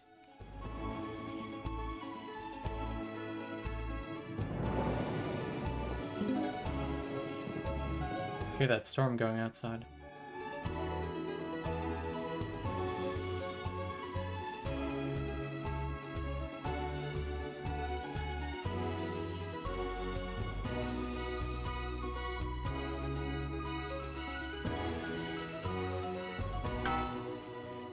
Perfect. First tonight. While Advance is certainly proving popular with the majority of the country, who've seen their wealth and standards of living increase considerably, for some, the transition has not been as pleasant. That's right, Megan. The formerly aristocratic members of our society have had to make major adjustments to come to terms with the new regime. Robin Short is in suburbia investigating rumours that these previously privileged people may be planning some kind of protest. Robin? Thanks, Megan. I'm here in moderate hatchings to greet Wentworth and Penelope Somerset Bentley, who were relocated to the house you see behind me after Advance passed the Assets and Wealth Act on their first day in office. Tell me, how are you settling into your new lives? Well, quite frankly, Robin, we're not settling in at all. Our neighbours are whitewatters. It's simply untenable. I hope you'll forgive my language, but it's as steaming as a Wednesday hatch basket with too much spatting. Steady now, Penelope. Sorry, Robin, my sister's under a lot of pressure. She had to dress herself this morning and she still hasn't quite recovered, Robin. Fuddly-doo! Oh. My goodness, that's... Fuddly-doo. She really struggles with ribbons, Robin. Well, at least you've been rehoused in a nice big house. Big house? This grubby little gaddis spatch only has one staircase. And the breakfast room and the dining room in the same bloody place. Imagine that, having all one's grub in one room. One room, Robin. So what would you say to the people that feel that your family has had it far too easy for far too long, and that these redistributions are both fair I couldn't remember what that sound was for a moment. For fussle's sake, only one of our swimming pools was even heated. But realistically, what can you do? Well, you've asked the right bloody question, Robin. Thank you, Wentworth. I wasn't the youngest ever editor of the Swinstead Middle School Inquirer for no reason. I think our toilet butler was from Swinstead. Dear George. Oh, I wonder what happened to him. Yes. I remember! Daddy tried to shoot him in the buttocks and he ran off into the woods. Oh, good times. Yeah, that's probably my last happy memory, Robin. Tragic. I had to censor the word buttocks, We will wise but not the word orgy we ways last stream, or last just broadcast. Whitings. Our best guess in our quest for redress is to divest our breast in an undressed bare chest protest. Oh, what's that? Daddy! Daddy, it's Daddy! something! Please don't do that. We can't show this on the news. Is someone Here's our mummy. She's proper cracked off too. Well, at least you are showing some shame. I guess it wants me to show this. Somerset Bentley, glad to meet you. See, the protest has started already. Nice sharp work, boy. Thanks, Daddy. He gets that from me, you know. And forgive me, what are you trying to achieve here? We just want to be The ratings love it though. Language, Penelope. We are nude, not rude. Sorry, Daddy. We want the world to realise we won't roll over and run away. We will revolt. We will rise again. Yes, we bloody well will. Stuff and piff pop. Oh. Are you? Surely we're going to come back. We're going to come back. As this embryonic protest movement takes one in the top legs, it's back here in the studio. I'm Robin Short, struggling I was supposed to stay on it? in moderate hatchings. Thanks, Robin. They got naked and then one got shot. When am I supposed to get away? But I've seen enough shaft work to last me a lifetime. I'm sure you have. But can a naked protest movement ever really catch on? It doesn't seem like the way we do things in this country. But as I'm sure you're aware, Jeremy, this country is becoming a very different place. Yes, but seriously, who's going to run around naked in our weather? Oh, hopefully not you, Jeremy. Yes, well, there wouldn't be enough canvas for the slogans. When we come back, our very own Patrick Bannon will be live from the Sportsboard Finals. Stick around, you won't want to miss it. Two, We'll be back one. after these messages. Perfect. 1 minute back. Oh, sorry, I'm busting. Oh! From benign prostate enlargement. Benign prostate enlargement? Now Harris, sporting legend. I've got it all. 4 world championships. Is check your prostate. A bidet and an enlarged prostate. Alex, we're getting reports in that naked protesters might try and spoil the sportsboard final by waving their fleshy bits about. Where's E? Is that bad? Segment grade E. Wants to see fannies on the news. Bozeman out. It can put pressure on the bladder. This can cause trouble starting to pee, and it can cause laundry-based trouble between you and your she-demon of an ex-wife. So what caused this big old prostate in your bum? Well, sorry, me and the doctors, we don't know. But I can tell you, as you get older, your body changes. And that's okay. Listen and learn, chat. Yes, I understand. Body changes, that's okay. Procedure is easy, it's quick, and it's not gay. I'm Tommy the Fingernail Harris. Rectums, check them. 5, 4, 3. All right. Welcome back to the National Nightly News. I'm Megan Wolfe. Coming up later, we'll be speaking to the Prime Ministers about their exciting new healthcare facilities, transition centres. Nice to see they care. You're absolutely right, Jeremy.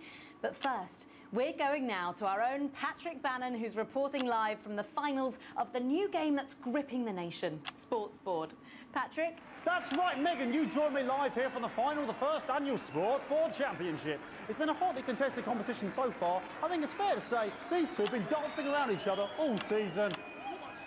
First up, we have Eddie Striker. She's the more experienced of our two players today. Striker has got an accuracy of 7, a danger rating of K, and a 12-month driving ban. Striker's signature move, the lanky hamster. And facing her tonight, hoping to prove himself with a career record of 12 outs, 14... I've not done sports broadcasting before. himself, Tommy, the Fingernail Harris. Just waiting on the ref now. The slapping ceremony is taking part. Still going on.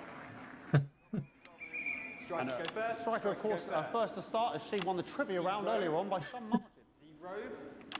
Harris, perhaps the brawn and not the brain. Stupid. Eddie Striker. Nice start there from Striker. She's determined not to let the nerves show. Not after last time. On to Mr. Harris now. Tommy. Using his arm to pick up the ball. Not a bad shot there from Harris. Back to Striker for shots number 3. All right. She's gone to sort of throwing it under her legs. Not bad, if you ask me. Was that contact? To Harris. Bit of business with the ref, but it got sorted out. Back to Harris now. A ball in the hand is worth 2 in the bush. Football. Move back. I'd say that's fair, but what do I know? Oh no, and Harris is not going to be happy with that. So really not a good start there for Tommy Harris in round 1. We can only hope that round 2 treats him a bit better. But first, of course, after the argument with the ref section, it's time to change ends. Of ends. Now we have the ceremonial changing of the ends.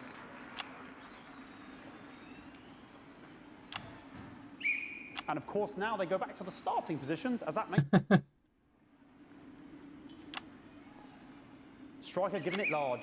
Second round, double, Harris. We're into round 2 now with Harris. Okay, we seem to have some sort of streaker on the pitch. I apologise for any of that stuff. She appears to have slogans across her breasts and arse. Try and ignore all of that. Security, I'm sure we're going to take them out as soon as possible. Apologise if we broadcast any of that. As I said, we're going to get the situation resolved as soon as possible.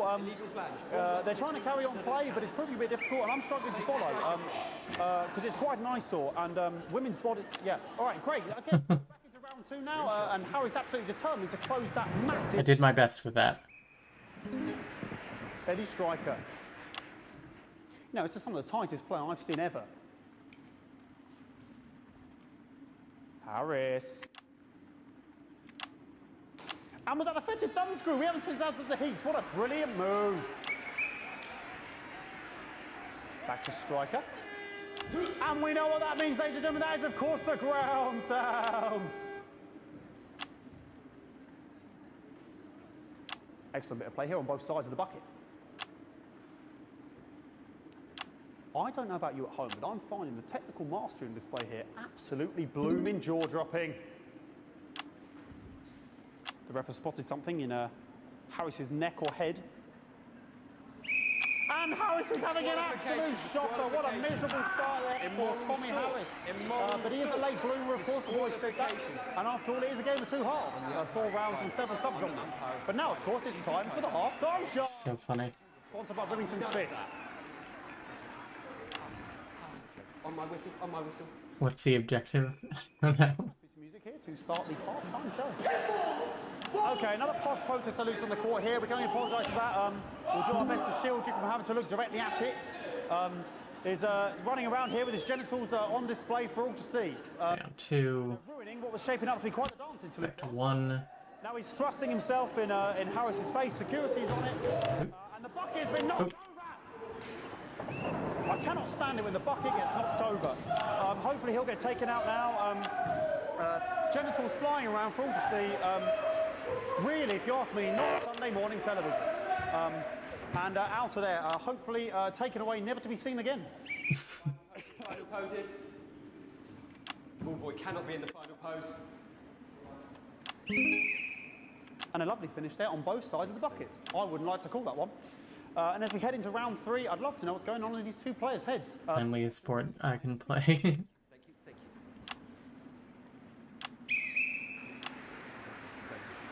Not bad. So that ball boy's giving me the eye all day. I don't know what's going on there. Striker there, not a great start. She looks a bit flustered, I think, after all that swinging around. I'm trying to get back into the zone. Harris here. God, what I wouldn't give to be that ball. I'm all right, ladies. Tommy Harris. And it dribbled down his arm, which is actually a really good move, because, of course, if it dribbles down his arm and goes on the floor, it's not going in the bucket. Okay, so the objective is to not throw the ball into the bucket? And Striker's gone for the animal bonus there, but, of course, perhaps... And, yes, Harris has countered with a tiny bell. Wonderful play. Of course, we've seen that before. Look at her face. She is absolutely gutted. What a mug. That could have been the clincher. What a massive shame. Harris receives possession now. Harris to serve now. Harris, of course, undefeated by Kestrel in his last 4 bouts. So, here we go.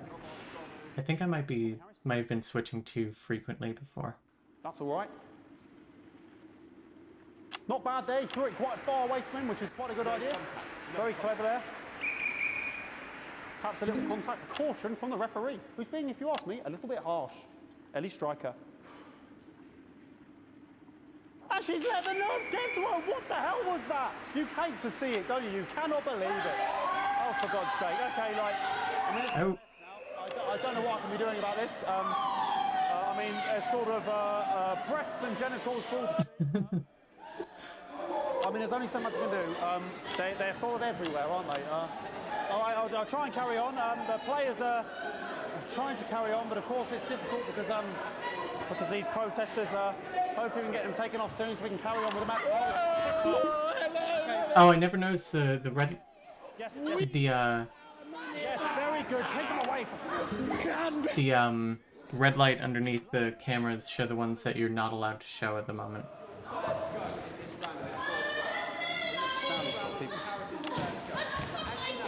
Oh, an absolute bloody... Okay, and now we're going to go into the final round. And of course, as it's a Tuesday, the final round is a mime round. Who could believe it? Nice imaginary shot there from Harris. It really could go in there at this point. Really high-level play here from two absolute juggernauts of the sport. Hold. The bucket getting moved back to its proper place. About time, if you ask me. She's juggling it around from her hand. Interesting. And she's put it in her mouth like as if it was an egg. And now she's and she spat it out. She did the egg spit. So a wonderful move there, quite late on. Illegal spit. From Striker. But she's in it to win it. Harris's ball. On it, like a car bonnet. Tommy Harris here, having a bit of beef.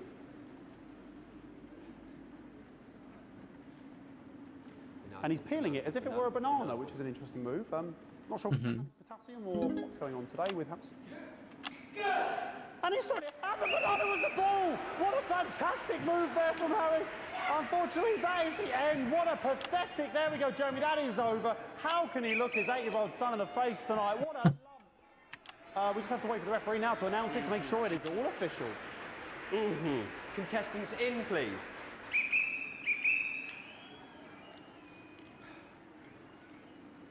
And the winner of the first annual Sports Board Championship is... everyone! Okay, the ref has to again a win for everyone, including me as my 15th win in the Sports Board Championship. I'm going to be celebrating tonight with my wife and children. Another wonderful victory for me. Here come the on-site security to collect their medals. Oh no! Oh no no no! And thanks again for watching. What happened to my buttons? Sports Board Championships. What more is there to say? I'm Patrick Bannon. Looking forward to celebrating tonight. And all that's left to say, Jeremy, is back to you in the studio. Patrick Bannon there had an extraordinary final. I lived. Historic sports board, Jeremy. I didn't know you were a fan. Oh yeah, I can wrench a doubler with the best of them, I'll have you know. I certainly wouldn't bet against you. When we come back, I'll be talking live with Prime Ministers Julia Salisbury and Peter Clement, who apparently have a big announcement you wouldn't want to miss. That's coming up after these messages. 1 minute back. Fucking microphone shocked me. What? Fucking microphone just shocked me. Where's that sound guy? Are you scared of a long, painful decline in your final years? Of being trapped in your own body as it slowly wastes away? Or losing your grip on reality? Well, it doesn't have to be that way. I'm wearing you down. Now you... Who's that again? Ooh. Just heard from the chaps in maintenance that this storm is causing the odd power surge, so your controls might be a bit, dangerous. Now, I know you're tough and you can take the odd shock for the sake of a perfect... Your Calvin Ball experience, yes. Too many in quick succession can stop the old tigger. I'm sure you'll make the right decisions. Why is there a bucket? If you're staying, you'll pass on painlessly, surrounded by those you love, in comfort and luxury. Isn't that what we all deserve at the end of a life? I've read The Giver. Our expert legal team will help you make all those difficult arrangements, and our aftercare team will help your dependents through the grieving process, ensuring your final wishes are carried out efficiently and compassionately. All absolutely free. Your health service, your team. Welcome back. I am delighted to be joined by Prime Ministers Julia Salisbury and Peter Clement. Welcome to the National Nightly News, Prime Ministers. Oh, please, it's just Julia and Peter. We don't believe much in politics. It doesn't seem very advanced. We're delighted to be here. Well, firstly, I should ask how you feel about the graffiti that's been springing up across the capital. Should we be worried? Oh, no, you definitely shouldn't be worried. Well, not unless you've got a fatal paint allergy anyway. But yes, it does seem that there are still some people we haven't been able to help. You know, whingers mostly. People who've yet to benefit from the many advantages of the new future. And you know, Megan, as my old mum used to say, there are some pissants who just don't know how to be happy. We're working hard to reach these people, find out what they're angry about and how we can help. The door to my government is always open. Something's dripping on me. But we didn't come here to talk about what may yet turn out to be some alternative arts project. Which we no doubt will have funded. When we want to talk to the nation about something far more exciting. Yes, your office briefed us that you have Parking controls are rather dangerous, yes. secretive about it. Let me ask you a question, Megan. Oh, okay, it's not usually how it works, but... Scares you? I mean, really scares you? It's death, Pet. She's talking about death. We're all afraid of our deaths. It's part of being human. Sorry, are you saying that Advance have cured death? That'll be a vote winner. Yep, that was definitely a drop there. But while we may not have cured death, we hope we found a way to make it much less scary. And much less painful and much less expensive. Look, which is me close-up camera? Oh, there? sorry, yes, it's camera 4 right there. When I was Before. 14, me mam came and got me from school. He was to go to the hospital. Me granddad, he'd collapsed that morning, so we'd all to say our goodbyes. And I went in to see him. We were all frail and pale. And I was scared because I'd only seen him the week before, and he'd been fit as fiddle. Oh. And he said to me, Peter, he said, it's the right time. Going to press 4. I want to be a burden to the people I love. Was that the last time you saw him? Nope, 3 days later he were back home. He lived with us for 9 miserable years after that. He had to be fed with a rubber spoon. He had a commode, so he'd just take a shit right there in the lounge while we were waiting. He wouldn't even wait till half time. That sounds... It was awful. It were awful for us, and this is the point. I'm not willing to die for this station. For him. He could see it was destroying me, man. I also don't want to watch Calvin Ball again. And he would beg her to turn off his breathing equipment at night, but she couldn't, or she wouldn't. It were a crime, you see. And she didn't want to lose the children, as well as her old man. No family should have to suffer like Peter's did. And now no family will have to. The health service is today opening the first of 300 new transition centres. The transition centres will handle everything for your last days. The legal, financial, medical and emotional costs are all catered for and paid for by the government. So even the poorest citizen gets to pass on with dignity when they choose. And that choice is important. Yes. This is a service only for people who choose it. For people who feel they've run their course and don't want to burden themselves or their families with a slow, long, humiliating decline. This microphone man has just given me an electric shock. Are you okay? I don't know. I think I'm frying my asshole. Oh, we're still on the air, Peter. No, yes, sorry. My apologies. Oh. Are you not worried that this new system might be open to abuse? In what way? Well, sorry. I've got sacked again. Can I get a little bit of help here, please? That the older generation might feel somewhat... Jesus, I rolled your face, fucker! That one was massive. Right, no, this bastard's coming off. That the older generation might feel somewhat coerced. Coerced into spending their final days eating gourmet food and drinking fine wine and luxury spas and gardens. Look, I am perfectly capable of... my grandmother with a rusty twat! Prime Minister, please watch your language. Oh. For fuck's sake! Go get yourself sorted out. Right. We're launching a government information film tonight. Got that one just in time. Viewers everything they need to know. You really do move at a breathless pace. It's hard to believe you've yet to be in office a year. Oh, Megan, we're only getting started. And on that note, thank you both so much for being here. Jeremy. Right, yes, that's all we have time for tonight. Right. Thank yous go out to our guests. Congratulations to all the winners at the Sports Board Final. And we'll see you tomorrow night at the same time. My name is Jeremy Donaldson. If you can, have a peaceful night. And we're out. Good job, everybody. Okay, I lived. Just Please tell me I lived. a good thing. It's fine, nephew. So we transitioned the moment I saw the leak. Oh, thank God. So the first one I failed. Is E a fail in the UK?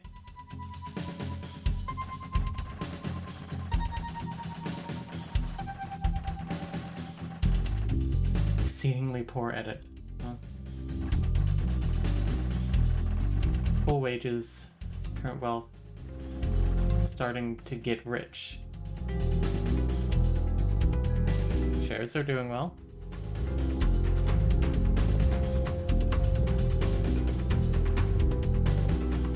Public view of the rebellion and the government have both gone up. Alright. Oh, I wanted to see...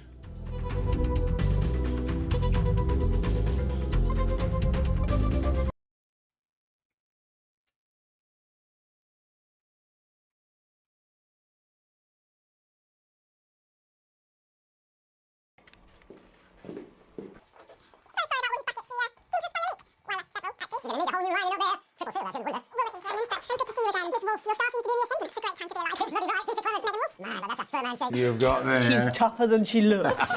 Am I here? Here, with Mr. Clement on your left. Right you are, pet. Is your seat damp? 10 seconds, everybody. No, mine's fine. Have you had a little accident? Cheeky cow. 5, 4, 3.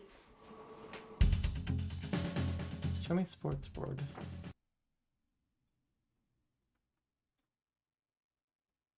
It was at one point where the newscaster and the makeup woman were flirting, I think. Well, that's what it says. Yes, I understand that, but I...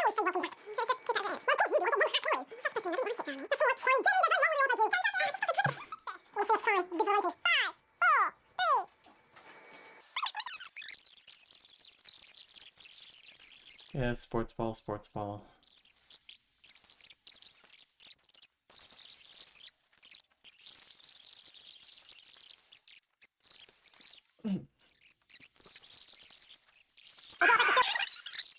That is as fast as it goes. God, that's squeaking. There we are.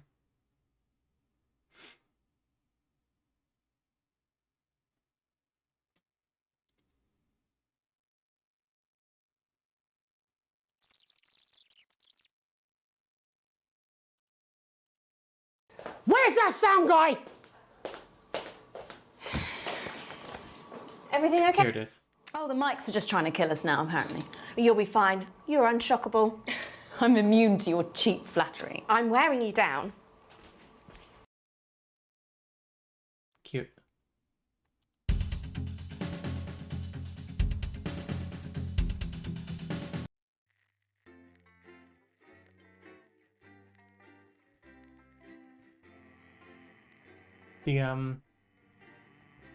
These have changed.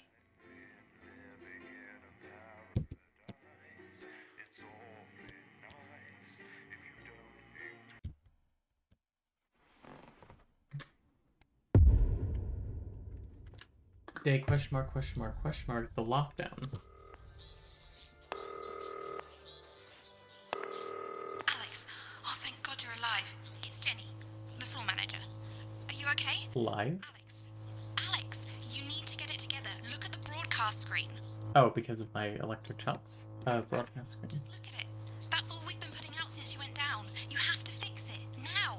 Look left, Alex, out the window. See? They're all over it, little bastards. You're going to need a full charge to clear that many off. Hold down the big button until it's fully charged, then release it to zap the little fuckers. Excellent, Alex. We're broadcasting. Were those Mr. Snugglehugs? While you were napping. Usually it only takes a tap on the button to clear one. Look, there's a lone one climbing now. Zap it off before it starts to mess up the signal again. Okay. Great. That seems to be the last of them. For now. Right. We're about a minute out. Get the adverts loaded up. I've got to deal with my pet idiot. And Alex, keep your ears open. Occupational hazards. Don't let them build up. You will hear them climbing up the tower. Internal use only. Employee training video. That's funny. This has no credibility, Jenny. No professionalism. It's not a mess. Everything is where it should be. It's ramshackle and characterful, and I expect you to know the difference. Of course, Megan's place. Look, It is very gay, I yes. can't see it, can I? Thanks, Jenny. How's lock-in with the boyfriend going? Decided to take his chances on the wild streets, eh? Oh, they're both gay. Romantic comedy. Jeremy, Jenny says your hair looks stupid. Yes, I can hear her. She says she's not talking to you. Yes, I know, I can hear her. Shall I count us in? Make it so. Okay, 10 seconds. Break a leg, everyone. Preferably a furry one. 5, 4, 3. Good evening. Wonderful. I'm Jeremy Donaldson. And I'm Megan Wolfe. Our main stories tonight. Snugglefuck. It's been almost 5 weeks since all the Mrs. Snugglehugs toys woke up simultaneously in factories worldwide and began. Sorry, they did what? The Mr. Snugglehugs were so short-sightedly destroyed. And now, as this photograph suggests, they may be changing tactics. Built to surprisingly traditional gender stereotypes, the Mrs. Snugglehugs have been arming themselves with a variety of household implements. All the more reason to make sure that cat flap is taped up good and tight. Armed with blunt weapons, the Mrs. Snugglehugs are only ankle height and therefore able to be kicked away easily by young, healthy individuals. They do, however, pose a particular risk to the elderly. Game News Studio. Pre-existing medical conditions like fatal bruise syndrome. Going stir crazy, with no signs of Mrs. Snugglehugs' batteries running out, and the government lockdown now in its 31st day, domestic relationships across the country are taking some unexpected turns. Dramatic reports are beginning to emerge of uncharacteristically bold behaviour in homes across the country. And we're not talking about the model planes that occupy so much time in the Donaldson household. With dating options limited, many house sharers, in particular students, are finding solace in co-tenants they'd previously rejected as unfuckable, indulging in an activity that is known as snuggle-tugging. Transformation. Popular cemetery Johnny Hamsleeves, who has recently been suffering with his health, sent us this photo today, presumably in a pathetic attempt to stay relevant at a time of global crisis. Since receiving his test results, things in Johnny's life have taken a surprising turn. He's certainly using the lockdown to reinvent himself. It seems that rumours that Johnny has been ill were just that, and that he has, in fact, developed superhuman powers. Furby, crow Furby. Captain Hat. It is a Furby in a wig. To fight crime, mainly in the agricultural sector. The shape of things to come? In their own version of a lockdown for more than 45 years now, the descendants of Doctors David Wong and Ingrid Svorsborgen-Horgensvoord and their unfortunate team today managed to get a personal statement to the surface using flagellized imaging equipment. Many of the Svorsborgen-Horgens brood, as they've come to be known, have certainly captured the public imagination, with a recent vote naming Helvetica Svorsborgen-Wongensvoord the most likely to survive a massive election. Was there a Furby running across stuff outside? Yes, they were climbing the tower. We've got the generators up and running again, and not a peep from the boys' side in days now. They don't seem to have the ability to be able to focus on more than one thing. It's fascinating. I mean, they're monkeys, basically, flinging their feces around and playing with themselves. We've got a choice of spas our side and the best patisseries you've ever seen. In 28 years down here, all they've managed to invent is a pointless game called Run, Kick, Ball, and some kind of snack called a Rock Witch. Mum says if it wasn't for their sperm, we could probably do without them. And our top people reckon that we'd be able to make it artificially in the next decade. Yes, we're zapping them so they don't interfere with the signal. Let's get out! It's hard to believe they've been down there so long now. But as everyone knows, time moves differently underwater, Jeremy. That's why goldfish are so stupid. That's right. And as anyone will tell you, the deeper the bowl, the thicker the goldfish. There's no denying the logic of that. Class war, a worrying turn today for the formerly rich as ever more punishing measures are announced, Alex. With the country becoming ever more hostile to the previously wealthy, those who manage to skip the country must be very grateful to the people who help them right now. We have it from several sources that rich runaways have actually begun to spontaneously their teeth. One by one. Is it some sort of cosmic justice, or has masked vigilante Dental Dennis been up to his old tricks again? Dental Dennis? And Advance speaks out, with the snuggle struggle proving a test to governments around the world. Advance HQ released a curious statement this afternoon. In the accompanying release, they asked us to stress that they have been listening and that this should be taken as a response to how the people really feel. We've certainly done our bit on this show to contribute to the political climate. I'm going to show him because she's a better speaker. Home lives is what really matters. Let's hope it's not just me who filled out that questionnaire, Jeremy, or we're all in trouble. Let's play that statement. Good evening.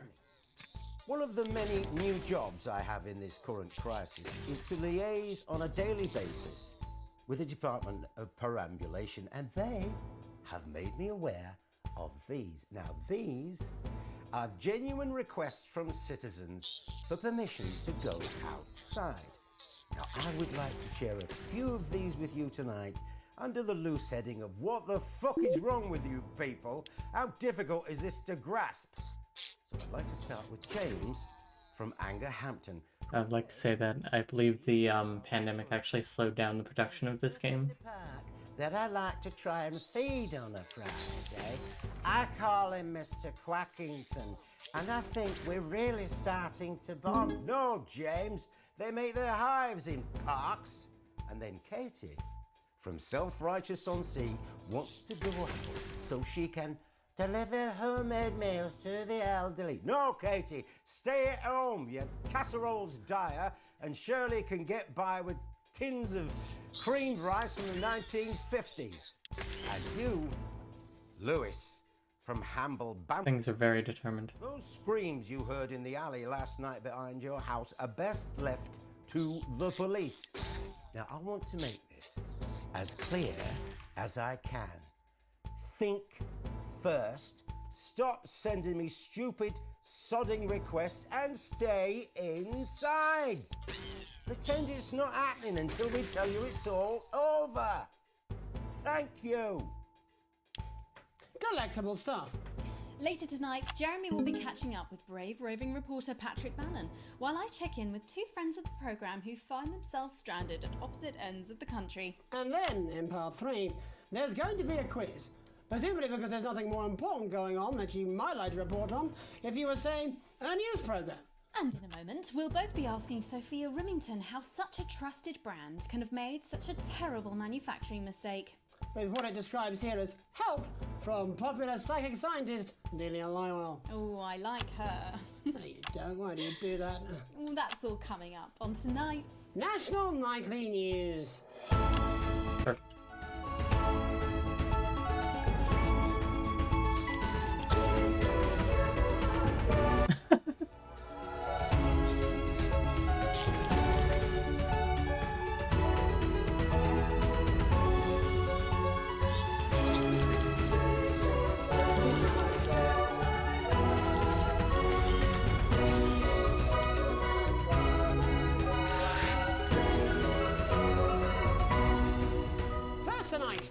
Get here. Where are we going? And most importantly, who's to blame? Joining us from her ranch in Arlingsfield, Millkirky is the CEO of Rimington's Fist, internationally respected business Svengali, Sophia Rimington. Thank you for having me, Megan. I'm a huge fan of your work. And from a crystal healing laboratory in what I assume is a garage in Upper Lowington, inexplicably renowned psychic scientist, Dr. Delia Lywell. Thank you for being here. Thank you for having us. Sorry, us? Myself and the eminent professors. Is that what you call the voices in your head? The voice seem to attract dead scientists. I don't really know why. The money? They express themselves to me through ethereal algebra and quadratic predictions. It's all very technical. No, it isn't. I concur. Miss Remington, the entire Snuggle Hugs range will surely go down as the biggest public relations disaster in history, won't it? Well, of course, that's one world record we would never have sought to claim. What can you say at a time like this? There is only one thing that can be said. I'm sorry. We're sorry. From everyone here at Rimington's Fist, but especially the dedicated inventors and world-beating engineers at Rimming Toys, we are deeply, deeply sorry. Who could have predicted that letting a child's toy learn how to love could have such unforeseen consequences? Mary Shelley? Oh, we see you, Sophia Rimington. You are preening by a metal vessel, and where you venture, you will see neither land nor sky. Is that supposed to be the future? Only the past is concrete. I remember being a child in my grandpa's workshop. shop when he made the first dancing hangman toy. He put it by my bed, and when I couldn't sleep, I'd wind it up and let it go, and I'd watch that happy little executioner wiggle and wave his tiny noose and dance before my eyes. Grandpa sold thousands. Very plural. On the quiet, obviously. And he used the money he made to found Rimming Toys, which is now just one small part of the global supermassive megacore that is Remington's Fist. Sadly, we lost Grandpappy along the way. He died in a fire at the preschool tobacco factory, another one of his pet projects. But we never lost his spirit of invention. Yes, I'm not entirely certain what your grandfather's offensive toys have to do with the current predicament. The spirit of invention, Mr. Donaldson. The passion to create, to problem solve. And that is why I'm here today, to tell you about a brand new product we're launching simultaneously around the world from midnight tonight. We said science! Science! We hear its song on the breeze, its breath on the wind, its fart under the covers. How does she do it? Well, please, don't keep us in suspense any longer. It won't be my feature she's making up next. Remington's Fist is proud to present Snuggle Traps. Safety and security in these dangerous times. Each box of Snuggle Traps contains 8 devices, all guaranteed to stop a Mrs. Snugglehugs in its tracks. That's enough for a small lawn or 4 window boxes. And you want to know the best thing? They're only $129.99 a box. Now that is affordable peace of mind. We see you, Jeremy Donaldson. Not now, honey, I'm mid-pitch. The best thing about Snuggle Traps is they're powered by next generation Flardinium batteries. So, however long What is Flard? these traps will outlast them. We see you, Mr. Donaldson. You are screaming and yelling. Your friends are crying. They fear you. And Who is Donaldson again? you're gone. Oh my god, I just got chills. Did anyone else just get chills then? I think I did. I think it's more concerned. I think I'd be more concerned about these traps. Quickly, before we go to the break, these appear to be attractively repackaged landmines. Aren't they dangerous, say, to children? Oh, hell yeah. These are not toys, but they're explosive fun. Sophia Remington, Dr. Delia Lywell, thank you for joining us. When we come back, we'll be taking a look at the situation across the country tonight. Don't go away. We'll be back. Bandages. Was that all right? Oh, yes, Doctor, that was exactly what we... She seems very nice, that young Miss Remington.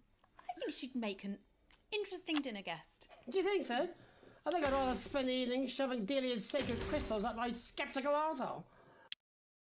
Hello, mate. It's Dave. You're not going to believe this, but I've decided to come home. Listen, I'll call you back in the next break and we can talk about how I get me job back. Cheers, Alex. See you, mate. What did he say? I didn't really read. Jeremy Donaldson. Oh, the newscaster. Thank you. Business Fingali. It's been a long time coming. Oh, exactly. You said it. I've said it. He must know. He's not stupid. I just don't want it getting back to him that it came from us. No, Jenny.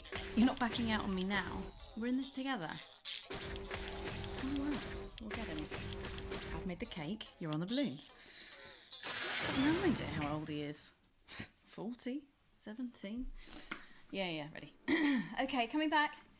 In 5, 4, 3... Hey, Snugglehugs. Welcome back to the National Nightly News. I'm Megan Ruth. Now it's time to take a trip around the country to hear how the lockdown might impact the nation from some friendly faces. Joining me are respected academic Katie Brightman and author of Alan James's Kites, Alan James. Thank you for joining me. It's a pleasure. Thanks for having me, Megan. Thanks, Megan. It really is a pleasure, Katie. I enjoyed our little heated encounter. I wish I could say the same. So first off, Katie, how are you coping? I'm holding up okay. The lockdown directive was so sudden that, like many people, I haven't been able to get home. Oh no, what happened? I need to make a I was decision. staying in a hotel after an international policy convention, and we had a particularly heavy night out. You know what economists are like. Notoriously hate splitting the bill. And I overslept, and as you can imagine, I've been here ever since. But there are certainly people much worse off than me. Exactly. My tour has been cancelled indefinitely, and I've had to refund every single ticket, even the cheap seats. Oh, Alan, I'm so sorry to hear that. Yeah, people are being quite rude about it. They don't seem to realise I've already spent it filling the beach house with beef. The crisis claims yet another victim. So, this is just a reminder that my book, Alan James's Reich, is now available in paperback. Unbelievable. What was that? You're unbelievable. So, Katie, how do you think this might affect the economy? Should we be worried? Very, Megan. Not to sound dramatic, but this could be catastrophic. Unemployment has skyrocketed and, frankly, I like her outfit. if a lot of businesses can survive this. There you go, scaremongering again, spreading this latest liberal hoax. That's what they want. They want us quiet. Shh. They want us compliant. And they want us inside. A hoax? How on earth can you say that, Alan? Well, I haven't actually seen one of these supposed toys. Have you? Well, no, but... Did you know 3,000 people die every year from regular toys? That's a lot of people. And this is no different. You're just as likely to be hunted down by a yo-yo or a tennis racket. He makes an excellent and persuasive point, Katie. Don't listen to her, Katie. The press are the enemy of truth. She's agreeing with you, Alan, you absolute shit. Well, then I must be wrong. Alan, are you now recanting your statement that these toys aren't dangerous? People are saying they're just like normal toys, and that simply isn't true. Corrupt media. Alan James's Reich seems aptly named. How do you respond to Alan's claims that Mrs. Snugglehugs might be dangerous after all? Was this made post 2020? Thank you, I can't tell if you're being sarcastic or not. A lot of folks are saying this Mrs. Snugglehug situation will all blow over, but it won't. Yes, right, exactly. We need decisive action from the government. We need huge financial support to protect our workers and our businesses. We need to support the vulnerable, and we need to repent. Exactly right, Katie. We brought it on ourselves with all our liberal indulgences like art, cake, and healthcare. We need to act now and begin sacrificing our firstborn, or to push a beloved family pet. Absolutely, Alan. If we can all successfully come together as a community and perform the ritual, hopefully we will appease the great ancient. Katie, could it be any worse? Luckily, over the past few years under Advance, they've invested heavily into health, so the system can actually bear the strain. Is it lucky that the Llama Lords have unleashed a horde of man-made monsters on its own people to conceal the enemy within? Will you just stop for 5 fucking seconds? The Global Alliance of Fish People are amassing an army. Are they in the same room? Amassing an army to kidnap. That's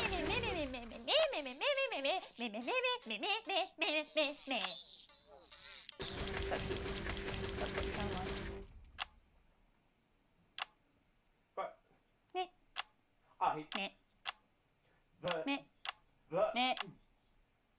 I don't sound like that. Yes, you do. You do, Alan. You do sound like that. And that's why no one wants to be your friend. I've got loads of friends. No, you haven't. I don't think you do, Alan. Yeah, stop lying, Alan. I'm not lying. You are. Oh, good one. Well, I'm telling. Alan James, Katie Brightman. Oh, they are in the same room. Real food for thought there from two of the territories. That's so funny. Any moment now, I'll be heading over to Jeremy, who is going to be bringing us to the minute report of the status of the nation. Over to you, Jeremy. Oh, I think they got stuck together during lockdown after a bad one-night stand. That's very funny. Next, out on the streets, someone who's always doing exactly that. It's Patrick Brannan. Are you there, Patrick? Hello, Jeremy. Yes, hello, I'm here. I'm here live. Apologies for the quality of the broadcast today. Couldn't find any cameramen or women brave enough to come and join me, so I'm out here on my own. Right, and can you tell us what it's like out there? Yep, I can. It's as you can see behind me, the streets are currently completely deserted. And my question, Jeremy, is just how long? I mean, could there be danger lurking just around the corner, waiting to end the fledgling career of this young, promising journalist before his full potential is even realised? Will he die, underappreciated by management, and frankly, if you ask me, very, very much underpaid? I don't think there's any danger of that, Patrick. What's that on your jacket there? Oh, that's actually a sponge. What I've done here is made a snuggle-proof jacket, Jeremy. The network didn't bother sending me any PPE, so I've been forced to improvise. In fact, showing the sort of resourcefulness that would make me an ideal candidate for, I don't know, for example, an anchor position starting whenever they'd like. From your point of view, Patrick, just how safe are our streets? Not safe at all, Jeremy, not safe at all. I'd recommend people staying inside, following government advice, and not putting themselves at any risk at all. Unless of course... Alan scored above his league, yes he did. Mm-hmm. And just where are you, Patrick? I'm in the street, on the street. Which street? I think I'm struggling to hear you actually, Jeremy, there. Which street? Which street are you on? Oh, which street am I on?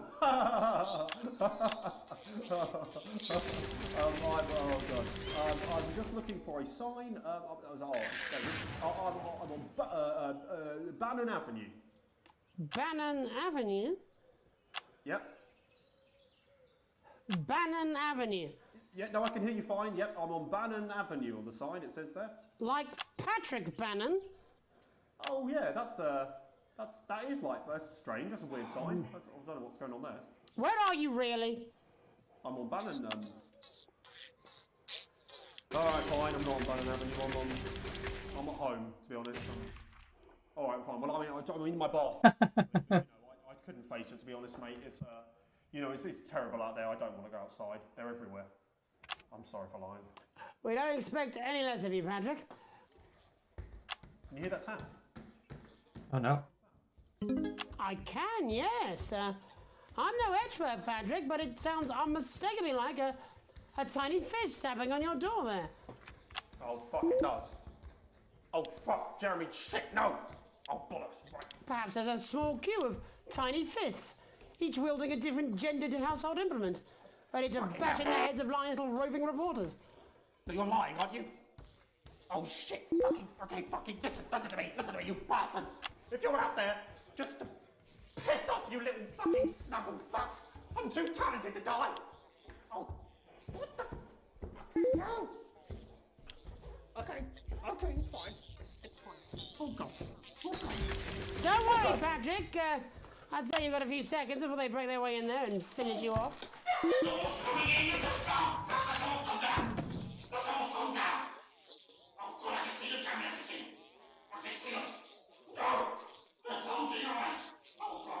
What do you see, Patrick?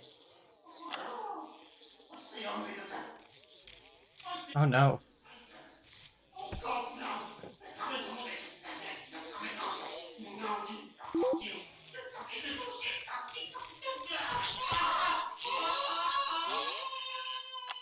Thank you, Patrick, for that report, showing the nation, and more importantly, management, just where you belong. It's time for another break, but when we come back, we'll be hoping to take your mind off the world for a little while, and who knows, maybe even bring you a few smiles. Join us after this. Perfect. You're damn right. Yeah, I had them delivered. Yes. Oh, wow.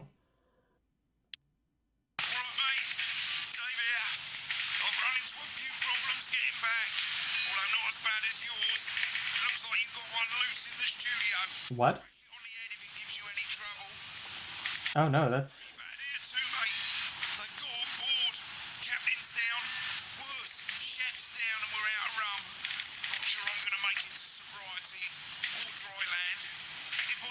There's one here.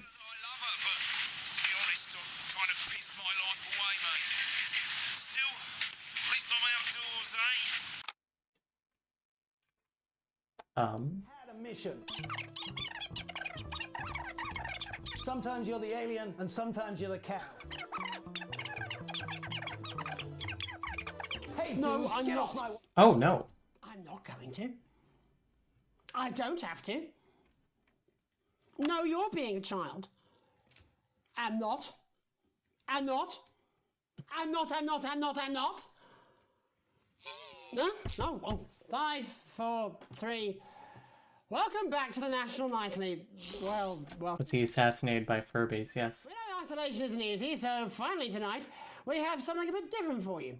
Even though some people felt it's not our job to entertain the public with absolute nonsense, other more important people overruled those people.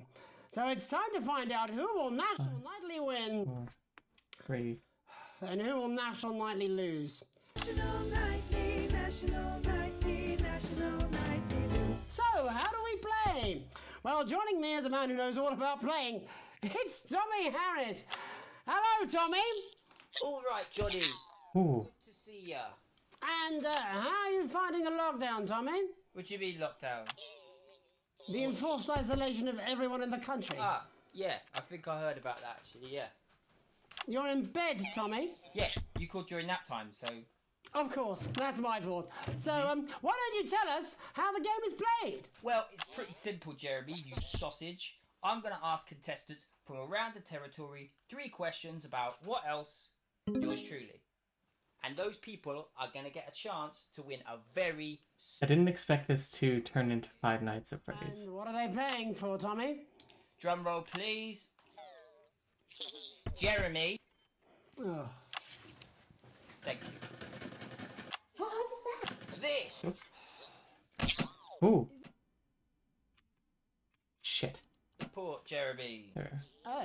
But I've signed it, so... Oh, well then, what a fantastic prize.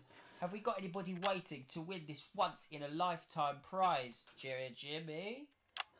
I believe we have Angie on the line. How do you feel about winning this man's old pants, Angie? I've never been so excited, Jeremy. And can I just say, I love you. Both of you. Well, you've said it now, haven't you? Oh, Angie, I love you. In a way. Tell us about yourself, Angie. Well, what can I say? My name is Angie. Always has been. I'm a human woman, and my dental hygiene has been described as acceptable. Brilliant! Right, well, shall we get this shambles underway? Absolutely, John. Can I get 30 seconds on the clock, please? We haven't got a clock. Yeah, I did ask for a clock. So... Well, why don't you start and... He looks like British Will Wheaton. Bearable to watch. I love it. All right, here we go. Time starts now. Question 1. When is my birthday? The 13th of August at 7:19 a.m. That is absolutely correct. Question 2. What? I said, what is my favourite colour? Crushed praline 4. Correct, the colour of my nipples. And finally, Angie dear, what is my star sign? That's a trick question. You were born outside of the human understanding of the cosmos. Unbelievable, that is correct. Stop the clock. Wow, that really was tough to watch. How did you do, Tommy? Well, Angie, my love, you got every single question right. Which of course means you lose and win absolutely nothing. Thanks for playing, Angie. Bye. Do we have another contestant on the line at Jelly Bean? We do indeed. We should have Sonia Artleach. Are you there, Sonia? Of course I am, Jamie, darling. Thank you for being here, Sonia. Oh, Tommy. Hang on. Let me guess, you work in theatre, don't you? Is it that obvious? What gave it away? Was it the glamour or poise? It certainly wasn't your inherent sense of humility. Tell us about yourself, Sonia. Oh, well, if you must play this game. I am a theatrical agent. I represent the likes of Rudy Beefman, Samuel Coffeecup, and Jodie Carpetburn, amongst others. And how's the lockdown affected you, Sonia? Well, they may have closed the theatres, shut the studios, and boarded the cinemas, but they won't get me that easily. How? Without any work? Due to a savvy clause in all of my artist contracts, I am able to claim my 15% from their unemployment benefit. Yikes. Wow, that certainly is sharp. Standard stuff, standard stuff. And can I ask, where are you speaking to us from? Well, I work from home, you know, to keep costs down. And who's this? Oh, well, you know, when they gave... Oh, that's the math teacher. Mid-meeting with a client, so we've been isolated together. No fucking Way! What the fucking fuck? Is that Tommy Harris? I'm a huge fan. Uh. Can I just tell you how bloody brilliant you are? Actually, Jeff, we're about to play a game, aren't we, Tommy? We got time, we got time. Well, if it's not too bold, I think I am in love with you, Mr. Harris. No, it's not too bold. That's all right, don't worry. Hey, I'd love to show you some of my stuff. I've been working on some new shit. Well, at least you're already aware.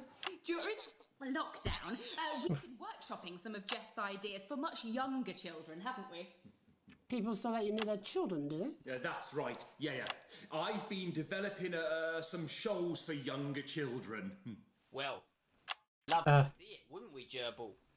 Absolutely dying to.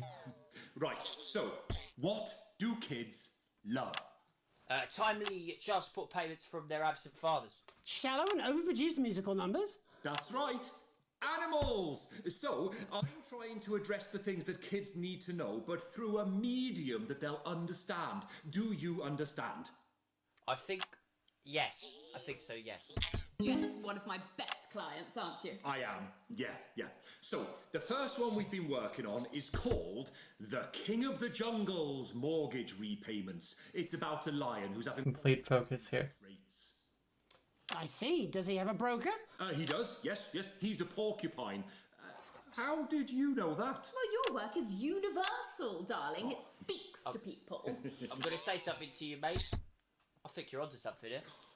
Oh, the bear, Oh, yes, right. This one is much better. So, this one tells the tale of Mr. Bear. Now, Mr. Bear is a very sad bear, because all of the other bears don't think that he'll amount to much, and they tell him that his plays are lazy and derivative. I think you're onto something there. Now, Mr. Bear is a tragic figure. What are the monsters called again? They're Mrs. Snugglehugs. The trees are closing in. He can't even face his salmon, can he? No. But then he meets someone that will change his life forever. This is fucking gripping. That's right. He meets a wise old octopus who takes him under his wing and says, "No, Mr. Bear.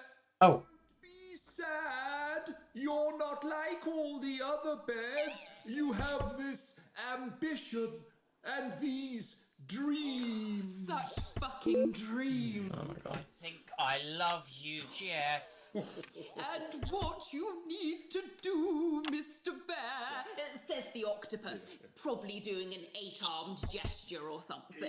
What you need to do to find happiness in this crazy old forest. I'm doing very well though. Set yourself more realistic goals. It's called Mr. Bear Lowers His Expectations. Wow. You really have taken yourself to new depths. And what do you want children to take away from this? Oh, fuck shit, fuck. What? I said a more realistic worldview. Are you all right, Jamboree? It's Jeffrey. My name is Jeffrey Donington. No, stop. How does it end? We need to know how it ends. Well, all the animals learn a thing or two about inevitable mediocrity. Slightly to the left of humans, yes. Settles down near to his parents' cave, stops trying to make his band happen, and he goes into bear telemarketing. Becomes a bear maths teacher. Oh, and we end... We end on a big musical number. Oh, there's dancing. It's very repetitive, so it's catchy but not too challenging. Well, if you like, I could go and get my boombox. Yeah, I might be able to... Hang on, can we get Angie back? Why not? The more the merrier, as they say at orgies. Right, I'll just fill then, shall I? Coming up in a moment, it's the world premiere that nobody saw coming. Lights! Or wanted. Oh. At all. Right. I can only apologise in advance for what we're all about to... endure. You turn this shitting thing... Well, there's all sorts of creatures down on Dangly Doodle Farm. Like wise old Mr. Octopus with way too many arms. There's Mr. Pig and Mr. Cow, they're always in good moods. But that's... I think I'm supposed to stay on the screen for this whole time. Oh! Food. Mr. Bear, what's that over there? That's where your hopes go to turn into despair. Mr. Bear, what's that over there? That's where your dreams go to die. Mr. Raccoon wants to go to the moon. He'll end up as a bus driver soon. Mr. Porcupine thinks he'll read the news at 9. He'll end up as a janitor who stinks of turpentine. Mr. Tiny Mouse thought he'd own a massive house. Ended up in a bedsit where he can't control the louse. Mr. Horse thought he'd go into professional sports. Now he's an alcoholic and he's on his horse. Mr. Bear, what's that over there? That's the place your life becomes an endless questionnaire. Mr. Bear, what's that over there? That's where your hopes go to die. Low Oh, it slowed down. your expectations. Maybe you could get a job in telecommunication. No matter how you try, you'll never reach the League of Nations. The best you'll get is middle rank in trading operations. So lower your expectations. You'll never win an Oscar, so there's no congratulations. The future that is coming will not meet specifications, and no amount of visualizations will save you from your own deterioration. I'm glad the snuggle hugs aren't attacking me right now. What's that over there? That's a tramp who thought he'd be a multi-millionaire. Mr. Bear, what's that over there? That's where self-esteem goes to die. Mr. Bear, what's that over there? That's the disappointment that is waiting everywhere. Mr. Bear, what's that over there? That's where your schemes go to die. That's where your dreams go to die. That's where dreams go to die.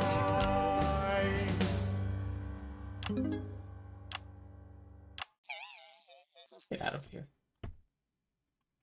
Time for tonight's parable. For it did come to pass that on the road there was a wise man and a foolish man and a weird man. And there did come upon them from the local village a truth seeker named Unlikely Brian. And he did come to them with alms and someone else's arms and a question. A wise and weak Wow. Look at how well we did. dance in the traditional jig of inquiry common in those lands at those times. Mrs. Snugglehugs are enchanted by solid champions. And the wise man did say, there are no riches greater than family. And the foolish man did say he'd heard a good tip for the camel race and that it was a sure thing. And the weird man did say that 2 ears was just the right number, because there was no good place to put a third that wouldn't be aesthetically upsetting. Although he did see the use for a second anus. And Unlikely Brian did fall into wonder and befuddlement at their answers, although he was also wondering if either the foolish man or the weird man had any actual value in this sort of professional consultative environment. For what he did not know was that the profound man and the practical man were both on annual leave that week, and the foolish man and the weird man were all that the agency had available. But what Unlikely Brian did not reveal was that he was Please not the faux southern accent. Alex, who had enraged their spouse over a passport, treated their son Charlie like he was still a little baby, Wait, and was too miserly to even pay for their daughter's holiday. excuse me? And thus did Alex's family become like our Lord, when he discovered a turd in his cradle and was forced to ask Nebuchadnezzar to leave. Well, that's all we have time for tonight. I'm our Who is this? Megan Wolf. Have a heedful night. Why does Megan Wolf know this about my family? Are we done? Oh my God. I Oops. thought I was going to piss myself halfway through that. Not even joking. Right, babe, I've got to go and get my bits done. Seen that guy tonight again, aren't I? Yeah, well, at the end of the day, babes, he makes my fanny flutter. Do you know what I mean? Yeah, come on then, you lot, out my house. And you, Alex. All right? I don't want you here when I'm on my date. I'm on a promise. Alex, wake up. Oh, it is a dream. Oh. Wake up, Alex! Alex! Wake up! Wake up! Oh. It's funny. The achievement is called Love's Labors Hugged. A+, C, and A+. That is not bad. Neutral, neutral, and love, because this day was fake anyway.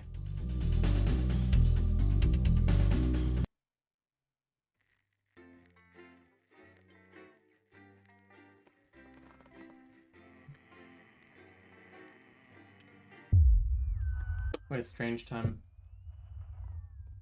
A rude awakening. The rhythmic beeping of the heart monitor brings you slowly back to consciousness. Opening your eyes, you're greeted by a semicircle of concerned faces. Your family by your side, a reassuringly familiar sight in these new surroundings. You blink a few times to clear the sleep from your eyes and bring everyone into focus. Looking up, Sam's face is a mixture of concern and frustration. Things haven't been great between you two lately, and Chris hasn't been helping things. Looming at Sam's shoulder with a sour expression, it's clear that there's still no love lost between you two, the two of you. While Sam clearly is worried about you, the family's scowl is obvious from both of their faces. You reach out a hand to Sam. Thanks for coming, honey. The worry for you wins out, and Sam takes your hand before leaning in to kiss your forehead. Of course, sweetheart, I could never have been anywhere else.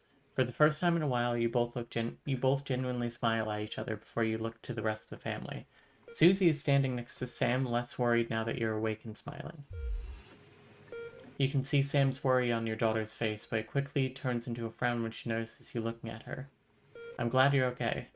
It's muttered more than said, a grudging acknowledgement that despite your recent differences, she still cares. Thanks for coming, you groan back playfully. Susie can't help but smile back at you, rolling her eyes good-naturedly. It's great to have her here. Charlie catches your eye as he fidgets with the edge of the blanket. You cock your head and look at him, one eyebrow raised questioningly. As soon as you turn to look at him, you can see Charlie tense up. He is clearly battling hard to stay mad at you. You look expectantly at him, but he refuses to meet your gaze. Hey, I'm gonna be fine. We'll be fighting again before you know it. Charlie looks at you and grins, one of those infectious smiles that spreads around the room.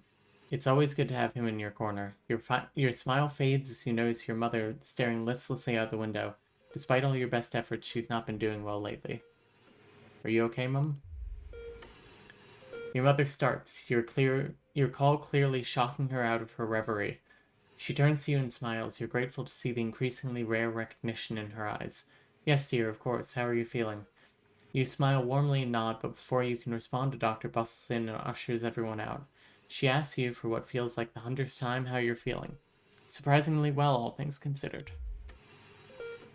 Excellent. There's no sign of any real damage, just a bit of shock to the old system, pardon the pun. She smiles. Not that we'd recommend you do anything like that again, of course. After a couple of days rest at home, you should feel right as rain. She turns to leave, but stops at the door. Oh, and the private room in care, the doctor gestures to your room, which you now notice looks rather expensive, has all been paid for by Mr. Bozeman. He left those flowers, said not to worry and to take the rest of the week off. He'll see you on Monday, apparently. Seems like the least he could do.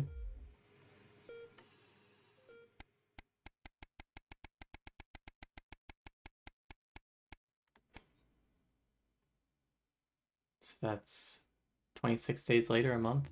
A burden to bear?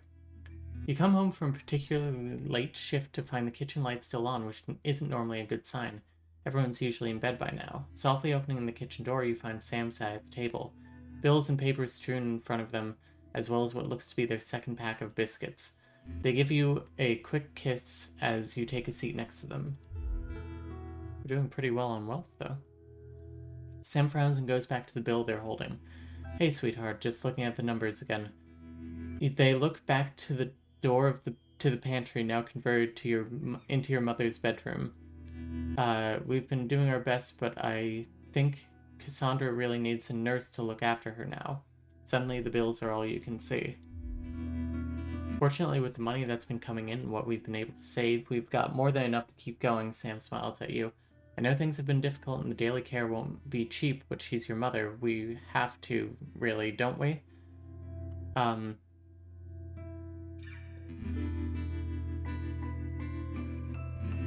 Oh, the other option is euthanasia now. You gratefully smile back. Of course you'll pay for the care your mother needs. One moment.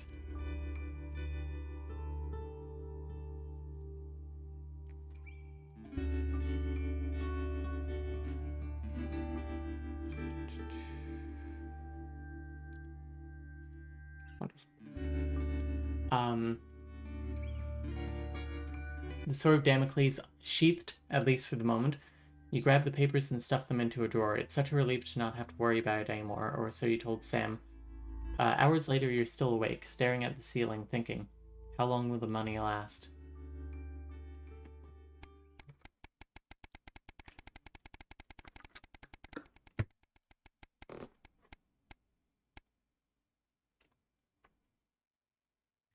It's a very interesting game.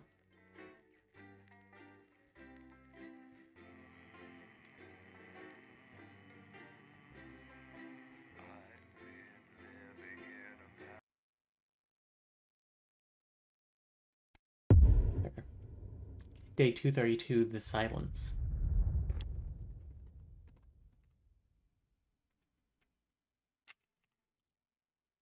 I can't switch to it.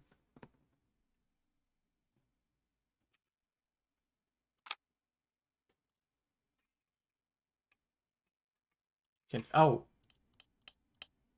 Pack up your weapons of optical destruction and get out. You realise you're beginning to sound like me? I mean it, Kath. Stay where you are, Kath. Jenny? This is not Jenny's decision, Jeremy, or yours. It'll be all right. I'll talk to both of you. Oh, good. You can tell him I'll return his wife's casserole dish at our dinner next week. Jenny? And his very first guest is popular parrot. I'm sorry, Kath, you're going to have to leave. At 11:30, it's a double bill for popular transatlantic comedy. We'll have to go back and look at that. Go to your head. She nearly blinded me. 10 seconds, I everybody! thought we were all part of a team these days. Things are better, Jeremy, you know that. Just stop being so Sorry, in high-mighty 5, and do your job. 4, You'll have me fired too. 3. Don't tempt me. Only 2 ads. Good evening. I'm Megan Wolf. And I'm Jeremy Dawson. Our main headlines tonight. The establishment strikes back. The World Council has agreed today to impose punitive sanctions on the people of this country. The sanctions, which are broad-ranging. Restrictions on the supply of oil and gas, food, clothing, and even some medicines. But how should we react? We asked the public. What do you think about all these sanctions? I doubt it make a lot of difference, Pet. I've lived through 2 world wars and I smoke 40 a day. And if that ain't killed me, I doubt this will either. Must be played. Thanks, Patrick. Important stuff. Controversial Prime Minister Julia Salisbury attempted to assuage growing public concerns with the following official statement released earlier today. The international sanctions declared against this country today by the World Council remind us that now more than ever, The World Council? we need to come together as a team.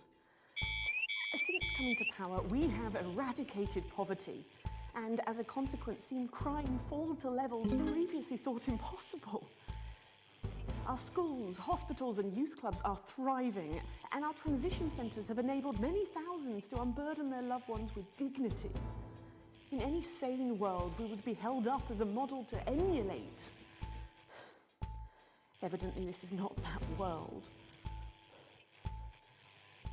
The privileged few have lobbied, and now they are striking back. But we will not cower before their tantrums. And we encourage other progressive nations of the world to continue to trade, visit, and share their cultures with ours. Do not be afraid. There. We have more friends than we can count.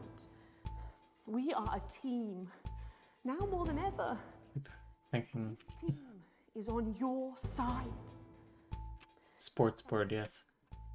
I'm glad that we get to witness more sports board. But what do you, the public, think of our refreshingly different government? Robin Short found out. I was wondering if you could tell me what you think of the government. What? That shower of iridescent pricks? Punishing success and rewarding laziness? They're taking this country down the bloody Swanee. And it's not just me that thinks so. My wife Iris, she agrees. Over to you, fellas. Global mega corporation Remington's Fist today announced that trials have successfully completed on their groundbreaking male contraceptive product, Responsibility. The drug has been passed by the government for general release, but the small print... I have to see what the anger is of this. ...could include blurred vision, enlarged genitalia, and increased risk of stroke. No double entendre intended. Okay, now I need to hear the... Sophia Remington's latest venture. Considering that enlarged genitalia is one of the side effects. On the new contraceptive pill. I think it's a great idea. A big step forward for equality. Sophia Remington is the best thing that has ever happened to that company. Pipers at the gates of dawn.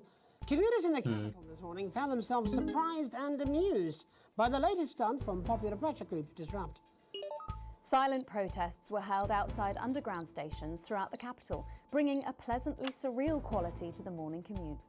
Unless, like me, you have a phobia of mimes.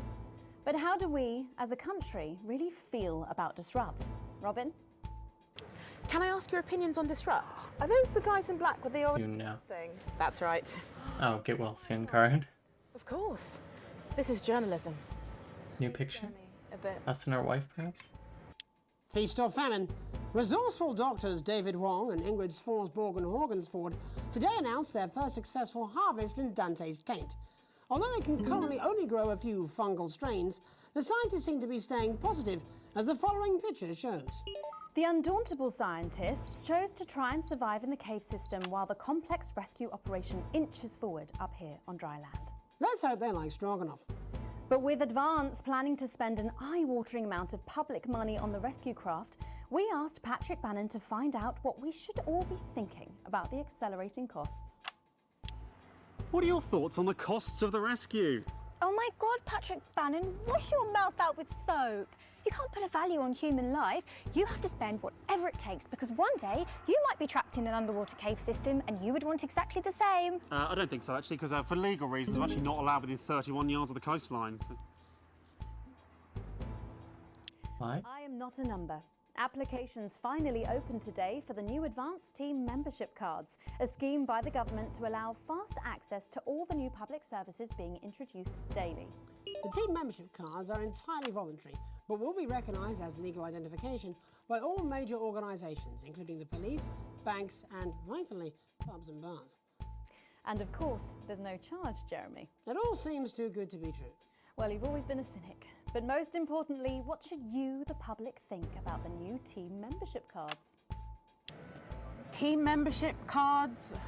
I don't really join things as a rule. As Mother always said, membership is mostly for unmentionables, Malcolm. Thank you, Malcolm. And finally tonight, hospital pass. New images reach us today of brave Johnny Handsleeves and his doting partner Tiffany Lamour in their ongoing struggle against his horrific mystery illness. Tiffany was forced to cancel her latest show, These Hotel Sheets and What I Did on Them, in order to devote more time to selflessly looking up. What could the angry one be? I'm sure the art world will recover. With some critics questioning her motives, what should your opinion be of the controversial artist for at least appearing to stand by her man? Disgusting. Later tonight, in a break from our usual responsibilities, Björk? Question mark? popular rapper Jesus to task over his street credibility. And then we'll both be meeting the team behind the new play that's got theatre critics buzzing with anticipation. That's all coming up on tonight. 2, National 1, News. go. Interference coming in.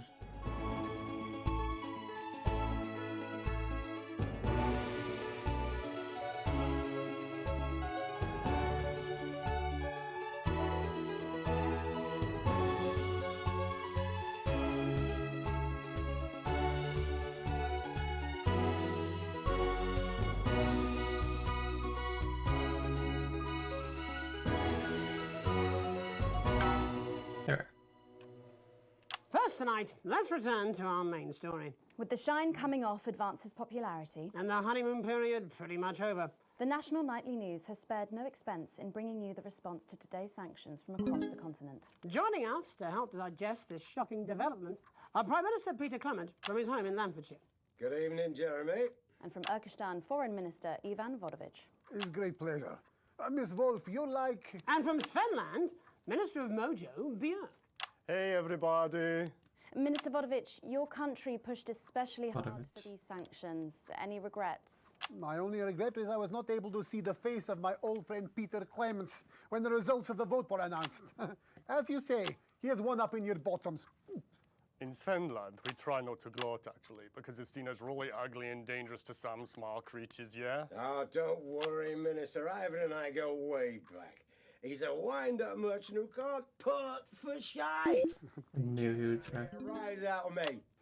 You're like a man who load dissidents onto train to labor camp, not because of love of country, but to make up for size of his tiny penis. Been on the vodka, Ivan? No more than you. I see you on election night with mouth like man thinks he's singing beautiful lullaby. But actually he's squealing like a pig in hands of Randy Big Dick Farmer, eh? Actually, we Svenlandians, we aren't size obsessed. We value passion, yeah? Like the way we spoke up for Mr. Clements' country at the World Council. That's all well and good. And high and mighty, but where were you for the actual vote, then? Our finger in each other's fjords? Actually, that's kind of racist. And if you must know, I've had like a really tiring afternoon and my tongue is really sore. Prime Minister, with Advance's popularity on the wane... You don't have to bring that up at every given opportunity, you know. Peter is like man who think he's sniffing flowers in beautiful glade. But he's actually standing under... I can't believe how much footage they shot for this. Yes. Time on day at Village Festival of Shit. This game is like 50 gigs. Minister Vodovich believes that left to their own devices, people will behave selfishly. And the acting is very good, yes. However, in this country, we think our citizens are capable of being more than beasts. Pathetic idealism. Minister Björk, Svenland has long had radically different traditions and culture from the rest of the world, and yet it peacefully coexists. Why do you think that is? Well, you know, I think maybe the world sees us as something they can actually spiritually be enlightened to, yeah? Yeah, or maybe it's the orgy houses. Sometimes, when foreign dignitaries come to visit us, they're actually quite skeptical, actually. So we take them on a visit to the Donga district and show them what like a progressive, enlightened society looks like, yeah? Shit of bull. Svenland is like woman thinks she make best cake in village hot baking contest. And then when she slices it open, it's just full of piss and cum. That's just really gross, actually. Svenland is a teeny tiny country. With population smaller than number of people, Peter Clements is sexed with his teeny tiny penis. It's not all about size, actually. Yes, that's what Peter Clements always claimed. I'm talking about population size. And I'm talking about Peter Clements' teeny tiny... Oh, fuck off, Ivan! Oh, Prime Minister, please. It's so easy to sit on your pile of money and gloat, isn't it, pal? You're a shite leader. A fucking god-awful golfer. And quite frankly, as my old man used to say, you're a bit of a cunt. Prime Minister, please. It's you who is cunt. Minister Vodovich, please. Your people are fucking starving, pal. We will see how well-fed your people are when the sanctions start to bite. You think your man like big, scary wolf person terrorizing village. This must have taken so long to make, yes, especially during a pandemic. Puddle for tiny dropped-off penis. Why are you so obsessed about small cocks, mate? In Svenland, we believe like the size of your penis isn't as important as the love it contains, yeah? Oh, fuck off, yeah. Okay, if everybody could just calm down. You're so smug on golf course. They're like man who fuck pig and somehow give her birth to beautiful lady girl. But now you start to see, yes? The people never happy. It's never enough. It's certainly true that Advance's popularity is on the... This is so good. Yeah, let's go with this bollocks again, shall we? Actually, you know what? Nah, fuck this. I'm done with this. Prime Minister, please don't storm out. No. I have had enough of you, Mr. Jeremy Donaldson, and your snide aside. You think you could make a better job of things, do ya? Because it's not that fucking easy, let me tell ya. Your channel is a fucking disgrace. You insinuate and edit against us and pick your headlines so people don't trust us. The sooner you roaring monsters are taken into public ownership, the happier everyone in this country will be. Well, we've not got long until the adverts, so... Look, I'm sorry for the outburst, Miss Wolf. Julia thinks very highly of you, and I know you're not the one making the editorial decisions. Do any of you have anything you wish to add about the sanctions? My work here is done. I like man who happy he lie down with fatty, drunk, easy girl from village inn, who discover in morning he wake up next to beautiful news reporter lady. You know, I think it would be a terrible shame, yeah, if the people of your country were to suffer because of teenage grudges and personal rivalries, yeah. Thank you. Prime Minister? This country, this wonderful, civilized, creative... I wish the news was like this. Yes, perhaps. We're not scared of these sanctions. There's no wolves at our door, only the best of people striving to help out. So no, Ivan, we're not afraid. In fact, I doubt we'll lose a wink of sleep because we're strong and we're well resourced and we don't back down to bullies. And on that note, we have to wrap up. Ministers, Prime Minister, thank you for joining us. We'll be back after these messages. 1 minute. I'm choosing to air the second one there because, specifically because it's propaganda. I felt it's a good Well, I see you at Graham's this weekend. juxtaposition. Some tossers impose sanctions on the country. Well, shit. And we I mean, intend wow. to make sure that So in that these challenging happens? times, Roaring monsters. Public ownership? You two are like a couple who think you are king and queen of village when actually you are just puppets on a string of evil shitty hand Oh. New government censorship should show up in blue. Oh. Same as regular censoring. Keep an eye out for the advanced blue waveform. Interesting. Are you still meant to bow? Hello, Alexandrite system. It's Should I just like... you and the ring system have helped me so much. I'm so glad. What? Megan? This is Jeremy, and he'll be interviewing you. Oh. Yo, thanks for having me on your show, man. It's quite all right. Yo, just a quick one. You're not going to ask me about the chimp, are you? Live in 10 seconds. Because he put that get up on himself. I'm just saying. Going in 5, 4, 3. She's looking right at the camera. It has to be her. Welcome back. I'm Megan Wolf.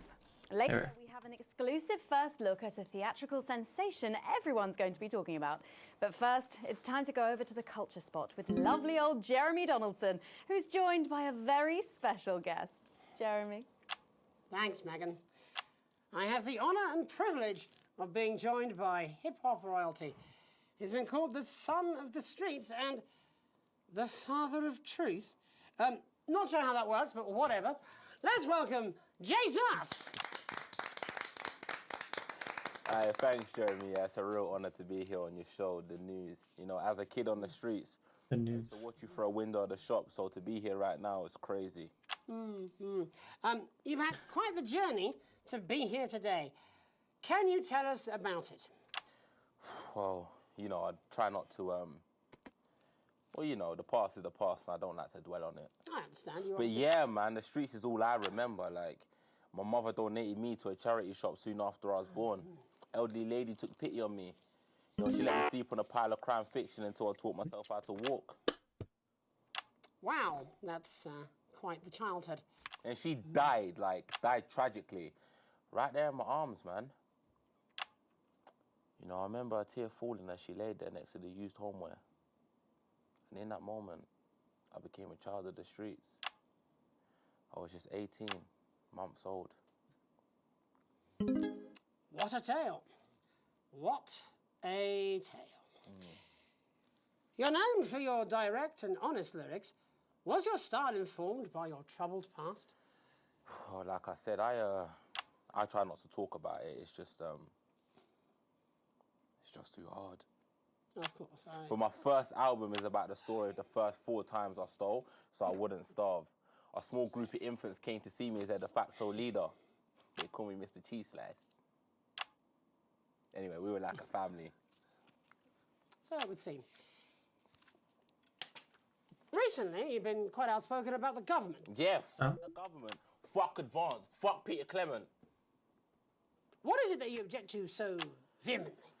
Well, you know, they stole from us. They're taking our money and spending it, man. Redistributing it. Actually, homelessness has been all but eliminated in the last couple of months. So? Surely that's a cause close to your heart? Yeah. Nah, of course, man. Very much so. I just mean, like, why do I have to pay for it, you know? You don't. People have been rehoused on property seized from the historically wealthy. And that couldn't have been you, could it? Look, yeah. I worked hard to be here. I built this from nothing, and I deserve to be rewarded for that. Would you say you worked harder than, say, a farmer or a care worker? I don't know.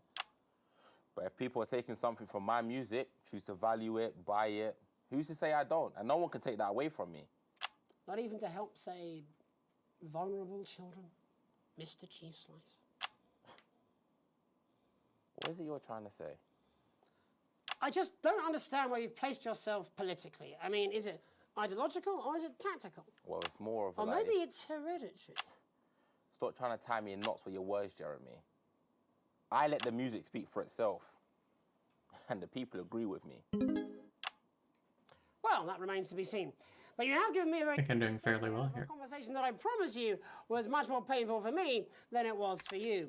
So here he is with his hit song, Mrs. Ludlow's Tears. Oh, no. I'm going to do something a little different. It's a new single I've been working on. Oh, so this is unapproved, is it? Yeah. You love it. Excellent.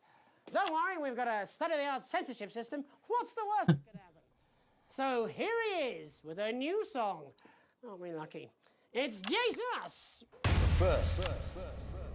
All right, get ready with the censorship bar, I suppose. You're gonna pay back.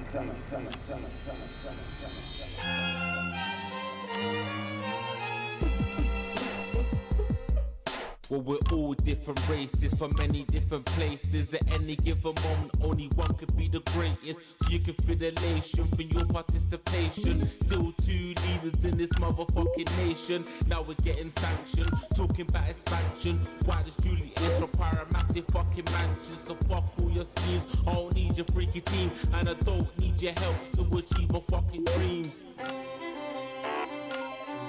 Oh. Some swearing got through. When you find you're one of us, yeah, every single one of you's a bit Jesus. And you can call me crazy, cause no one ever pays me. But I won't waste a lifetime being motherfucking lazy. I may be inventive, my taste may be expensive, but why would I get out of bed with no fucking incentive? Although it's contravention of your obvious intention, I like to eat a little of the fruits in my invention. You make us the same, but we're not all the same. All our dreams, all our schemes, all our means are not the same. The best of the praise of the press of the wave, cause we're only equal people when we're motherfucking slaves. Take this fact, gonna stain it red, gonna slam it into Peter Clement's motherfucking head, cause he's thick as shit, he's got a job he's unfit for. It's time to spawn a couple with a motherfucking pitchfork.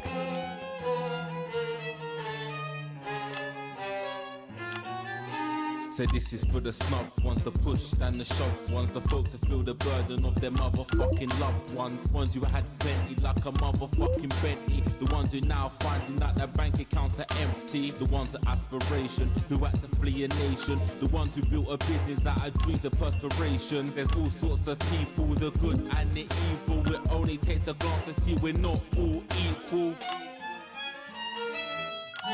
You make us the same, but we're not all the same. All our dreams, all our schemes, all our means are not the same. And the best of the brave serve the rest of the ways. Cause we're only equal people when we're motherfucking slaves. Gonna take this fact, gonna stain it red. Gonna slam it into Peter Clemens' motherfucking head. Cause he's thick as shit, he's got a job he's unfit for. Time to pull a puzzle with a motherfucking pitchfork. Get out of your seats, get your asses in the streets. Set a fire in the building, let them feel some fucking heat. Take your hate to go getters, no squilling bed betters, and burn them on the powers of advances fucking letters.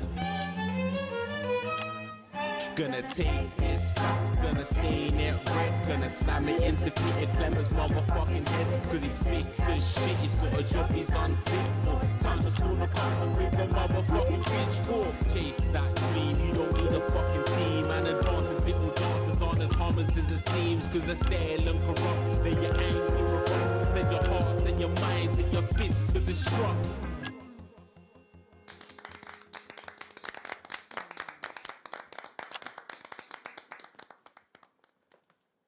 Jesus there with his new song. Thank you so much for joining us in the studio. I'm sorry. I may not agree with you, but I'd just like to offer you an apology. I've just been told that there was some kind of issue upstairs and an attempt was made to censor some of your lyrics. What? Are you joking? I'd just like to say to you and everyone at home that this was a mistake. This is absolutely ridiculous. I cannot believe this. Here at the National Nightly News, we pride ourselves on remaining neutral, unbiased, and independent of any outside interference. You have my word. We will never censor ideas. Back to you, Megan. Well, a bit of dangerous language there, sorry about that. Well, thank you to little Jeremy Donaldson for providing our culture spot. Coming up, we'll be speaking to a couple of familiar faces about their upcoming dramatic outing. Don't go away. We'll be right back after this. That's the ad. Just to remind fixing that old VCR. No, this is ridiculous. Fast ad break. This is just a mix-up. I don't have an extra tape. Oh, trust me. My father's going to hear about this. I understand. So... This is unbelievable, Megan. I don't know what you're talking about, Jeremy. Oh, I need to hear this. Compete in the trivia round. Dad, in non-Euclidean geometry, which type of surface has constant negative Gaussian curvature? Hyperbolic. Correct. It's a leap year. Catch the egg. Name that fish. Kick the bucket. Wait, is that? Yes, it's the tortoise. No, here we go. Put in. We could just get you in position. Oh, say no more. Say no more. We win your kid. Oh god, it's another musical from these guys. Tired old board games. The sports board game is the only game. Absolute demon. Yes, it is awfully exciting, isn't it? Right, okay then. We're going live in 10 seconds, opening on camera 1. 5, 4, Okay. 3. There. Welcome back. And no, you're not mistaken. Sitting across from us are some very familiar faces. You really are too kind, Megan. It was only a yogurt commercial, but I'm still proud of it. Here to talk about his new show, we're joined by National Treasure Tommy Harris, the National Theatre's Philippa Rayton, and National Deficit Jeff Algebra. It's so lovely to have you all. Tommy, would you like to tell us about the show? You know what? I'd bloody love to. It's about me. It's about my life. And where did the idea come from? So, right, picture this. Their legs akimbo, mid-session, sweat is pouring out of me like an immense hog. And then Cindy comes in, she says, Pete's on the phone. That's Peter Clement, the Prime Minister. Yeah, Pete's actually a really good mate of mine. Oh, is he really? Yeah, no, he comes to training sometimes. He's actually a pretty good goal sweeper. Anyway, so, Pete, he said, Toby, he thinks my name's Toby, see? He says, how would you like to spread your message of team spirit and cooperation across this fractured nation? How would you like to really make a difference in these desperate times? What did you say? Yeah, right, yeah. So, Jeff, the question on everyone's lips is, What in God's name are you doing here? After the success of my debut work and all the people that I've touched, I knew that I had a career in theatre. Yeah? I've always been an admirer of Tommy from afar. So when my manager phoned and said that I'd been offered the gig as director, I was ecstatic. I whipped my trousers off and got straight to work. Why did you do that? I do all my best work with my trousers off. Yeah, I've been told that too. No, I wouldn't say so. Right, Tommy, sorry, would you just give us a sense of what the show is actually about? It's about how hard it's been for me and some of the struggles that I've faced. It's like really getting to the heart of how tough it is to be me. I call it Tommy Harris, Jesus, that was hard. It's catchy. We actually have some clips of the process of the show. Would you mind telling us what's going on here? Yeah, so the show is built around two things that are very important to me. It mixes scenes from my life as well as epic fantasy retellings of scenes from my life. But Dad, you promised you'd come to my graduation. I'm sorry, son. But you're an embarrassment. But Dad, you promised you'd come to my Home edition sports board does seem very, very good. Demon, back to the hells! Wow. Philippa, what's it been like co-starring with Tommy Harris? I've always dreamed of treading the boards at medium-scale regional theatres, Megan. And for once, this show really gives me something to sink my teeth into. What's different about this show, then? Tommy, Mr. Harris's show really lets me show my tremendous range as an actor. I've always suffered from typecasting, forced to play the same tired characters in every god-awful yogurt advert or godforsaken soap opera or, God forbid, a pantomime. But, you know, this show has really let me just go there. Jeff, the viewers at home will be dying to know exactly what is it that you bring to the show? Oh, good question. I think these guys would agree with me when I say that it's my steady hand on the tiller, my arm round the shoulder approach that's really brought the production from strength to strength. Absolutely right. Jeff's contributions are immeasurable. He was our rock. Can you give us a sneak peek of anything else that might be in the show? Yeah, all sorts, yeah. Yeah. We've got lots of exclusive first-hand experiences of Tommy's time in the underground sports board scene. And some epic fantasy retellings of Tommy's time in the underground sports board scene. The underground sports board. You'll never take the sacred path! And am I right in saying this was officially commissioned by the government? Yeah, all paid for by the taxpayer, which, you know, to be honest, was actually a lifesaver, really. Yeah, I think it's fair to say that without Advance's support, we'd have had to cut the finale. Yeah. Which, frankly, would have been a travesty. Oh, God, Jesus Christ! Oh, my God. Goodness, and you do this every night? Absolutely. It's a metaphor. For what? Death. And the public are footing the bill, are they? Too bloody right they are. Between the cost of my tour bus and the dry cleaning of my ties, I'm barely scraping a profit here. Amazing. And where can the folks at home come and see this for themselves? We're performing. This game is politically very, very weird. And people can see it for absolutely free, all courtesy of Advance. Isn't that incredible, Jeremy? Yes, it's unbelievable, Megan. Well, thank you all so much for coming. Next time we see you, no doubt, you'll have taken our jobs. Yeah. That's all we have time for tonight. Join us tomorrow when I'll be interviewing the world's most attractive horse.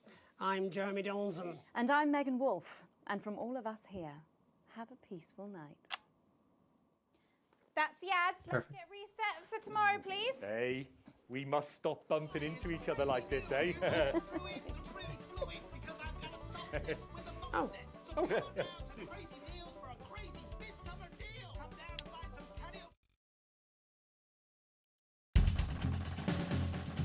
B, C, and then A. So at least we got the A.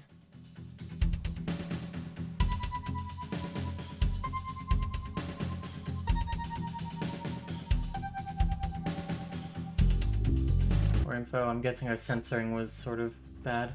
All offensive words were censored. Exceedingly poor edit. Advance angered by content. Full wages.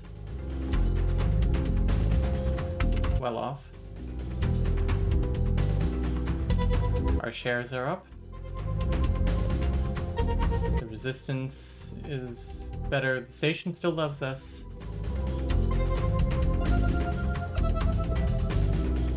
Let's...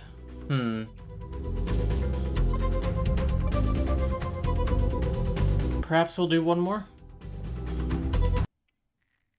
Oh, I wanted to check the rushes. Oh well.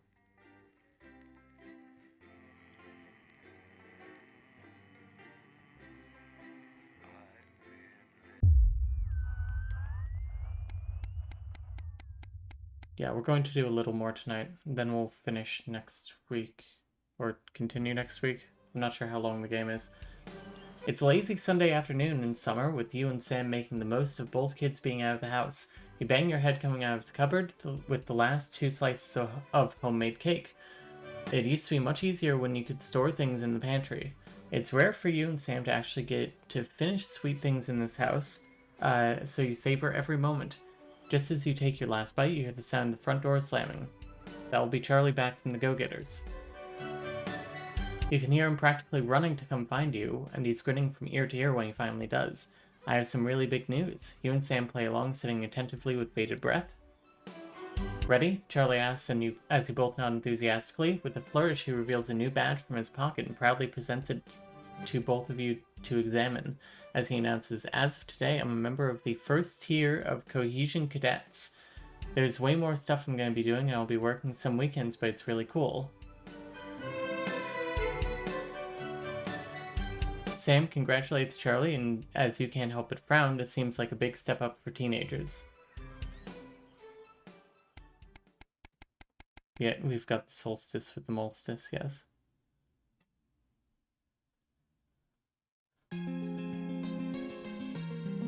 You've always had dinner as a family for important events, and tonight's no exception. You even invited Chris around as an olive branch, or Sam did, and that's why, apparently. It will be the last time you're all going to be together for a while. So far, you've managed to avoid fighting with Chris or Susie over politics, which Sam is no doubt grateful for. Susie's spent so much time with her boyfriend lately, it feels like she's barely been at home. Given how much time they've been spending together on their own, you were a bit surprised when Susie and Zach proposed a big family dinner tonight.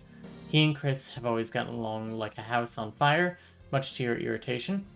And of course, Susie could never do anything wrong in your mother's eyes, so despite the fact you're all packed around the kitchen table, the air is happy. You take a sip of your drink and enjoy the moment. You and Zach have never seen quite eye to eye on matters of politics. While you don't share his strong disruptive tendencies, you have to admit sometimes he does have a point about the government. Still, if he makes Susie happy, that's what matters. Susie stands tapping her glass with a spoon, silencing the various conversations. We have an announcement to make. It catches you by surprise and you find yourself hoping for good news. I don't want to do a big speech or anything, but we wanted everyone together to tell you. You hope this isn't going where you think it's going. Zach and I are moving in together, she announces to choruses of congratulations from around the room. Well, I'm moving into Zach's studio for now while we look for somewhere for the two of us, Susie follows up quickly, clearly exciting to be telling you all. That's great news, sweetheart. I'm happy for you both. Susie grins at you as Sam turns to her and gushes, oh, tell us about these places you're looking at. The room fills with excited conversation and laughter. It's great to see your daughter happy. Eventually, it's time for Susie and Zach to leave and head to their new home.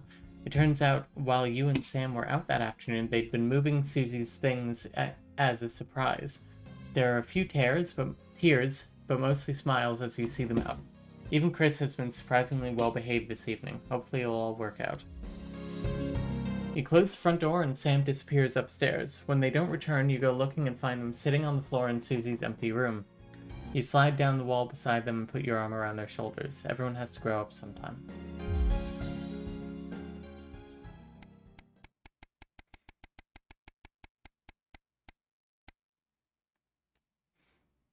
Sign of things to come.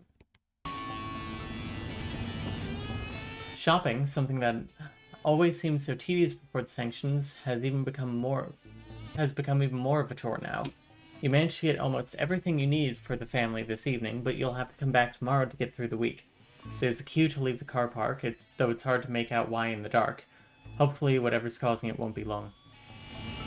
As the final car in front of you drives off, you realize the queue is actually due to a checkpoint set up at the exit. A friendly-looking man in an advanced uniform, CCO emblazoned in a number of place sign, approaches your car and knocks on the driver's side window. You roll it down. Good evening, nothing to worry about. I was just wondering if I could see your team membership card, please. Weren't these cards supposed to be voluntary? I'm sorry I don't have one. Oh, that's not a problem. We've got forms with us right here, and we're more than happy to sign you up. The man gestures to his colleague behind him, a young woman in a similar uniform. She clearly received the short end of the stick and is stuck with the paperwork. I thought these cards weren't required. Well, strictly speaking, they're not, but also loads of benefits to having them, but no reason not to get one. His smile fades a bit, and when he puts a hand up to scratch the back of his neck for a moment, he leans over to you, his presence now seeming a little intimidating. No thanks, it's not something I want right now. Almost instantly, the friendly demeanor is gone, and his expression is one of stern disapproval. Well, obviously I can't make you sign up, but I would strongly recommend you do. And soon, we wouldn't want people to think you had anything to hide, would you? Would we? He takes a step back and gestures for you to drive on. You're sure you see him writing something down in your rearview mirror as you head home to somewhat more hurriedly than before. Clearly, Advance are very keen on everyone joining the team.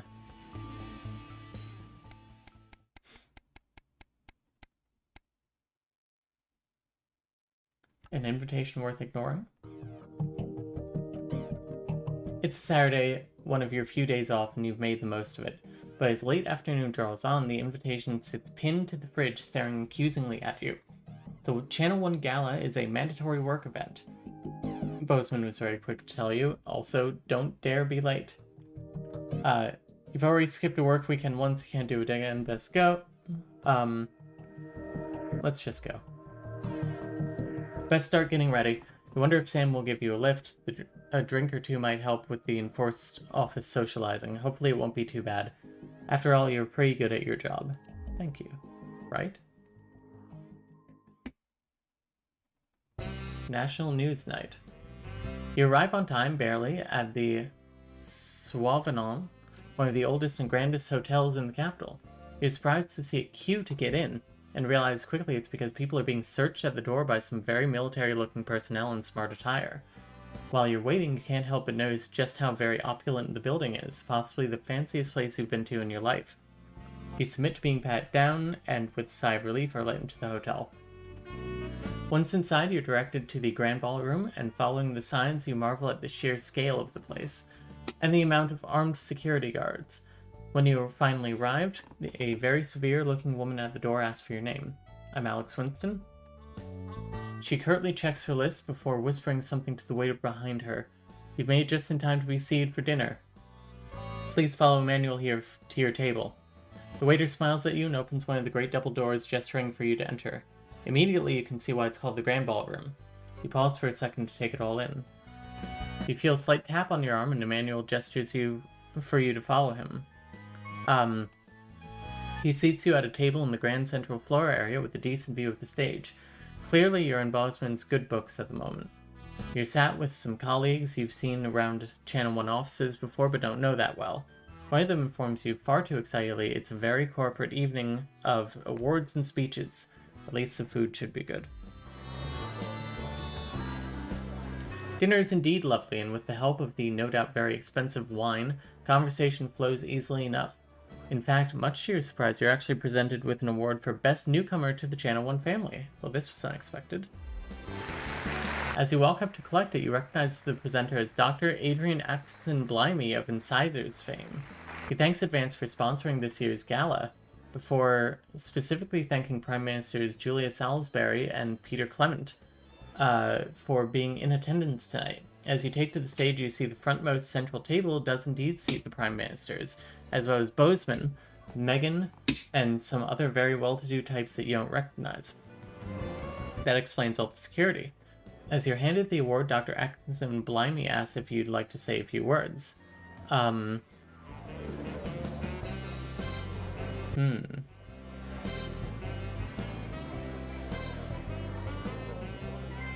You're a little nervous and sputter out some quick praise for Advance in Channel 1.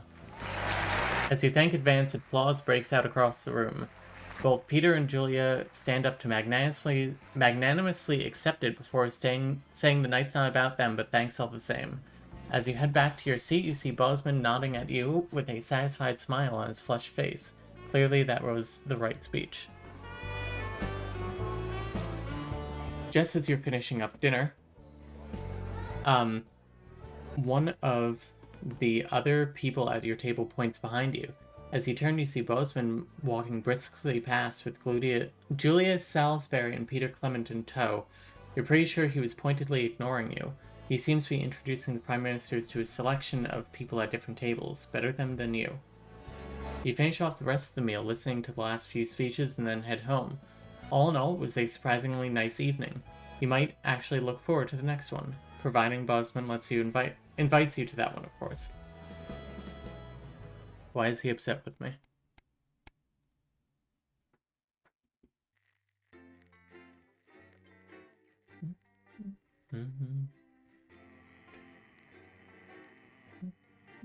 Different things will happen on the news depending on how you behave at work and at home. Interesting.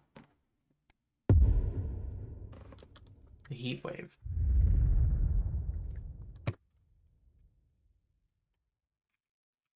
Oh, that's right. Dave isn't here. Oh,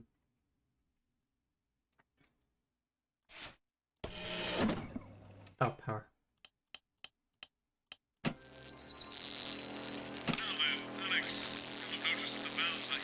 Excessively due to the current heat wave. When they get too hot, the trip switch will blow, as you've seen. Once things have cooled down and the trip switch is back to normal, you can get the power back on.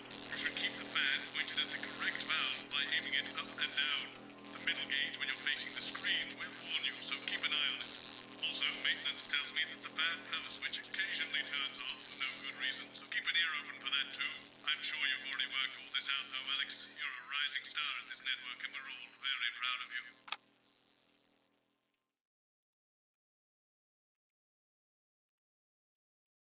Switch to it yet? Oh. Handler. Who, Andy? I don't know what the fuck his name is, do I? He's here to keep us safe from people like Disrupt. More like keep us in line. I hate guns. Give me the willies. 10 seconds, everybody. We've got armed people in the studio. Well, the world's on fire. That good enough for you? Going in 5, 4, 3. Oh, yes.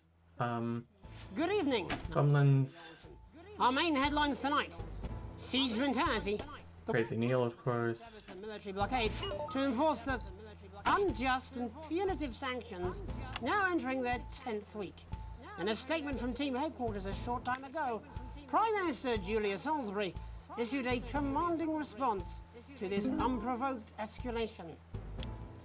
Ever since these illegal sanctions were imposed, we have gratefully relied upon trade and aid from our worldwide friends who, like us, refuse to recognize their legitimacy. Today's escalation, however, is nothing short of an act of war. We call upon our international allies to condemn this blockade absolutely, and we warn aggressors to this country that we are neither meek nor defenseless. Thank you. Under the knife, sickly celebrity Johnny Handsleeves has reportedly opted for an experimental treatment as a last-ditch effort at curing his fatal illness. Abandoned by former partner Tiffany Lamore when public opinion turned against him, it seems poor Johnny Handsleeves has had to resort to a more extreme surgical procedure. Leaked medical records revealed this file photo of Johnny's surgeon. Seen here mere weeks after losing his medical license, Dr. Hank is known for his open-air operating theatres, homemade tools, and his buy-one, get-one free appendectomies. In it to win it, exciting news from Advance today with the announcement of a new monthly prize draw for all team membership card holders. Every month, lucky winners from across the country will be picked at random to receive what Team HQ are describing as unique prizes worth more than money used to be. Take-up on the scheme has been much higher than expected, and if this lucky winner's delighted face is anything to go by, it looks like pretty soon everyone's going to have one. Hard pill to swallow, Throngs of men take the streets in response to the release of new pharmaceutical responsibility. Remington Smith's revolutionary male contraceptive pill first hit our shelves earlier this month, and as a result, scores of men have been queuing around the block and around the clock ever since. Emergency departments across the developed world have seen waiting times skyrocket over the last several weeks, as men have been on the pill experience side effects in greater numbers than expected. With some pointing the finger squarely at the manufacturing giant, a spokesman was swift to point out that they just don't care. Oh, Captain, my Captain. Progress today for the stranded scientists of Dante's Taint, as the captain leading their rescue mission is announced. The trapped team have survived in the cave system for many months. Where is Hope is on the the other woman? The expedition leader is announced by the Board of Underground Theoretics. A respected professional with decades of experience, training and knowledge, Captain Audrey Aerospace is said to be the only real choice to successfully save the troubled scientific excursion, but an unfortunate one to be sat next to at a dinner party or social occasion. Life during wartime. As if we didn't have enough aggressors on our borders, internal problems are growing for the government as radical activist group Disrupt caused chaos in Parliament Park last night. Scuffles broke out after the protest, resulting in multiple arrests and the injury of 3 community cohesion officers. Advance have yet to comment. As grassroots support for the movement grows rapidly, especially in those areas Advance have not yet been able to fully regenerate, people across the country are starting to fear a return to the bad old days of inequality, division, and multiple television shows about buying houses. All this, and I'll be talking to some people with fascinating medical conditions, as well as one of the contenders in this year's Feline Football Championship, and her proud owner. 4, That's all 3, tonight's 2, National Nightly. 1, go. Oh, interference. What was I going to say? Feline football? I'm very excited for that.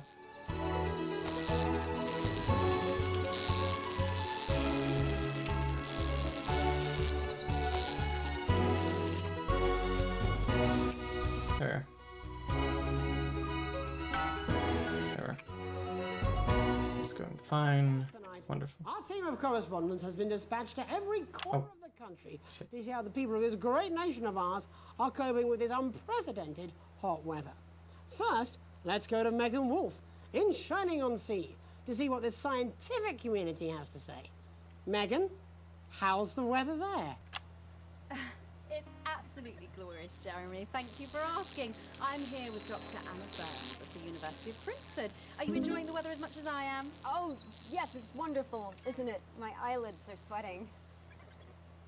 And you're part of a team carrying out a study to just what's causing this unbelievable heat, is that right? Yes, that's correct. Yes, we want to be able to reassure the public once and for all that there's absolutely nothing to worry about and that they can enjoy the sunstroke and fossil fuels in peace. You sound very confident about that. Oh, very much so. I can say without any hesitation, there's really no cause for any concern here. Captain Audrey. I've actually left my car running. Was her name Audrey? Tell us about this experiment. Well, we take data from weather stations from all over the world, along with... Sometimes because of the editing and things, I don't take in all of the dialogue. And very soon, we'll be getting a high-tech readout of the results. Blimey, that sounds very fancy. I should just say, none of this would be possible without the generous support of Remington's Fist. This is all thanks to their unrivaled investment in our future, and may I just say, complimentary personal anecdote. Oh, here we go. And, as expected, everything is absolutely fucked. Hang on. Oh. This can't be right. Right, but obviously you said a second ago that everything is absolutely fine, so... Well, actually, under concern level, it just says, why, God, why? We should be celebrating these wonderful results, I think. There we are. We need to evolve gills within 40 years. You look thirsty. Here it just says, shit, shit, shit. Look at you. This is meant to be a celebration. Can't go around looking like that. Shit, shit, there you go. shit, Much shit. better. Can I just say thank you again to Sophia Remington for providing all of this. Everyone, we don't have long. Time is running out. It's running out. Absolutely right. That is all we have time for. Abandon hope and return to the forest. There you are. Enjoy that. I'd like to thank Dr. Burns for just one opinion on the crime. You love a good scorpion bowl. Shit. Shit. Megan Warfare, attempting to do some actual news. Next, heads over to Robin Short, who's in Scritchford with some of the winners of this week's team membership lottery. Robin? Thanks, Jeremy. There. I'm here in Scritchford with Gary Failsafe, a janitor at the local school, and When you have to choose between two images, does your choice change what story is presented? Yes. you hold team membership cards to receive this week's amazing prize. How do you feel? Filled with fervent euphoria. Yeah, good, yeah. And all that we had to do was fill in a quick form or two. Wow, that sounds so convenient. But we're all dying to know, what have you won? That's right, Robin. I've won dinner with Julia Salisbury at one of the capital's top restaurants. Ooh, swanky. And I've been invited to Peter Clement's house to help him dredge the gutter in. That's absolutely terrific. You must both be over the moon. I've written a poem about it. So, can you tell me about the moment when you first heard the news?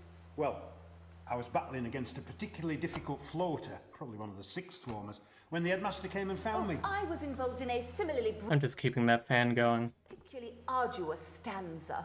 So you were both polishing turds? No, I don't like to polish them. I like to keep them intact for my collection. Oh. How unexpected. I don't polish turds. I write poetry. Potato, potato. So, Gary... Do you think Peter Clement's going to let me keep the contents of his downpipe? There's no harm in asking, I suppose. Would you like to hear one? No, thank you. Gary, when you signed up for team membership, was it in... I have to know what he is saying later. I like a flutter, of course, but no, the boss said I had to sign up to keep coming into school. Very sensible. It's important to know who we're trusting around our children. Oh, I have an unpublished book of sonnets about children. Perhaps you'd like to hear one. No! Or an anthology of haikus on the death of innocence. I'd rather hear about Gary's turd collection. Really? I thought you might say that. Oh. Oh. Are you all right? Yes, it's coming. It's inspiration and it's delicious. Right you are. Today on the show there's no news. Just a man who keeps multiple poos. Here, this big one's my favourite. See how it's fibrous, really lovely texture. Would you encourage other people to enter for their chance to win? If it's colour you're looking for, take a gander at all blue eyes here. The national news lost its way when it covered some crap on a tray. Some of these are quite rare. Maybe that was unfair. And that's all we have time for today. Back to you, Jeremy. Thanks, Robin. What a lucky pair they are. And finally in this segment, it's over to Patrick Bannon, who's gone to the smelliest town in the country to see how the unprecedented weather is affecting the locals. Patrick? Hello there, Jeremy. I'm here live in Grizzlefoot. Him yelling. To the smelliest town in the country. And I have to say that, you know, in this heat, the smell... No, you don't. I mean, it's something else. Barry Lardons, mate, you've lived here your whole life. How'd you put up with the stink? Well, we're just all very proud of our achievement, to be honest with you. You can tell that, look at him, proud as punch. Do you know what it's like, son, being the second smelliest town? No, I don't. Living in the shadow of Arseminster. Smug fucks. But who's laughing now, eh? Tell you what, not me, that's for sure. So what happened, mate? Right, the good people from Remington's Fist came in and saved the day with their factory. You're talking, of course, about the newly built Flard factory. Yeah, they gave us this big presentation on... What in the world is Flard? As soon as we heard about the stench, we paid them whatever they wanted to put it here. Does the stink not affect your life in every way, Barry? I mean, perhaps if you're filling in a tax return or completing the physical act of love. It's strong at first, but you get used to it after several weeks of your first bout of sickness. The judges were very impressed. So, what's the sickness? That's nothing to worry about. It takes a few minutes before you develop any symptoms. Now, folk are saying something about the production line and how they dump carcasses to make it to the water main, but I think it's probably the few valves on the high street. On the high street? Should I see a doctor? What are the symptoms? Well, the first one is asking stupid questions. Then folk experience a loss of inhibition. Fuck off, do they? When was the last time you brushed your teeth, you stinking old tramp? Next recording is a period of randomly bursting into song, followed immediately by delusions of grandeur. Oh, that's not really a problem. Never sung in my life. Hello, it's sexy Patrick Bannon, and he's wearing sexy shorts now. Oh my God, look at me. I'm like a stallion. I'm gorgeous. Why didn't you tell me? I should take my shirt off. You know what? I'll even let you touch me if you want. That will be the bout of undeserved self-confidence. Love the Bannon. Feel the Bannon. Oh, man, what's the point? And the ennui. All that's left now are the hallucinations and unconsciousness. Nana Dottie? Was that you? Why are you made out of elbows? You know I don't eat opinions. Oh, don't worry, folks. Once he wakes up, he'll be just fine. We'll just find a place to stick him where it won't matter how many times he evacuates his bowels. Right, that's all here from Grizzleford, a town that's really making a stink. I'm Barry Lardons. Back to you, Jeremy. Thanks, Barry. With a naval blockade being set up around our coastline as we speak, when we come back, I'll be talking to 3 members of the general public who appear to be here purely for medical reasons. Don't go away. Unless, of course, you've got something better to do. 3, 2, 1. These messages. Perfect. This next section features a potentially controversial guest. Advance may request some censorship if he goes too off topic. You've done a great job so far keeping everyone happy, so let's keep up the good work. And I can't do this anymore. You say this every Friday. I've done something. What do you mean? Jeremy? My mic is still on. Ooh, segment grade A+.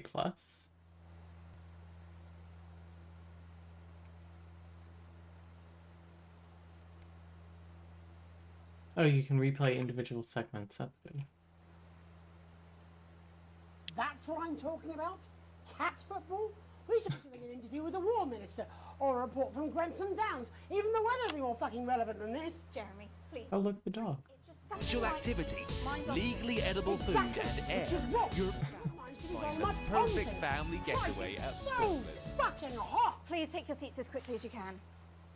I can't do this anymore, Jenny. I've had enough. That's it. This is just 10 seconds. Ooh, it's a hole. Over yourself, Jeremy. Why don't you stop feeling sorry for yourself for 5 fucking 5, 4, 3. Alright, welcome back. Welcome back to the National Nightly News with me, your host, Jeremy Donaldson. Later, we'll be talking to the captain of the territory's first cat football team, Professor Pumpkin. But first, I'm joined by 3 guests with some balmy bodily behaviours. Joining me is a woman who's been hiccuping for over 9 months. Isn't that right, Miss Piercy? Yes, that's right. Yes. Tell us, what brought all this on? Well, it's all a bit of a blur, Jeremy, to be totally frank with you. See, I was watching your show and I remember seeing the news about the election, and it hasn't stopped since. Fascinating. Pretty good hiccup acting. Here is Frankie Steampipe. Perhaps you could explain to us exactly what your physiological fourboil is. I'm here to say it's high time people like me were respected. We're constantly overlooked in the workplace, we're whispered about on buses, and we're asked politely to leave children's birthday parties. And it's disgusting.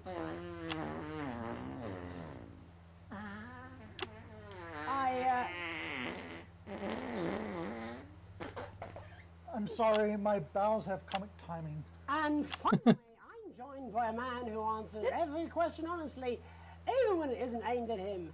How do you cope with that, Mr. Truman? With a combination of booze, self-hatred, and hardcore pornography. Is that right? Not according to my therapist. Well, in that case, let's speak to Rose. Tell me, how does the hiccuping impact you? I get shushed a lot, which is hard. At work, they've asked me to to stop answering the phones. It's really affected my confidence. Well, I find it really fucking irritating. Do people tend to believe your story? Fuck no. Actually, I've been surprised at how much support I've received. And Frankie, why have you come here today? Because my wife left me, and I was hoping that the fame would win her back. We've started a group for people with ailments deemed broadly comical by society. It's called Take Us Seriously. That's right. And we bloody well mean it. And who's joined so far? A bunch of fucking losers. It's just us so far. And how much success have you had? Well, we've seen some real positive changes. I don't want to toot my own horn, but it's been a runaway success. Shit all. Not a single person come to our fun run, and all of our leaflets fell in the canal. Well, Miss Piercy, some people are saying your condition was actually caused by the shocking events of that night. What do you think? Come down, Mr. Donaldson, that's absolute rubbish. What it'd be like to have a pair of tits. Could you? I'm sorry, it's very hot. What was I thinking? That you're a team fuck puppet? No. Or a sellout cunt? Apologies. Just a reminder that he can't help it. And hey, if this isn't live television, then what is it? Fuckfest of propaganda masquerading as journalism. Right, Frankie, Rose, tell us, how can the viewers get involved with your cause? Yes, we're holding a sponsored run in Capital Park next weekend. It's called the No Smiles 13 Miles. No, it's called the No Laugh Half. What did I say before the show? That it was the team pulling Jeremy Donaldson's strings. No, I didn't say. Wow, we may have to end that there, unfortunately. What a harmless bit of fun.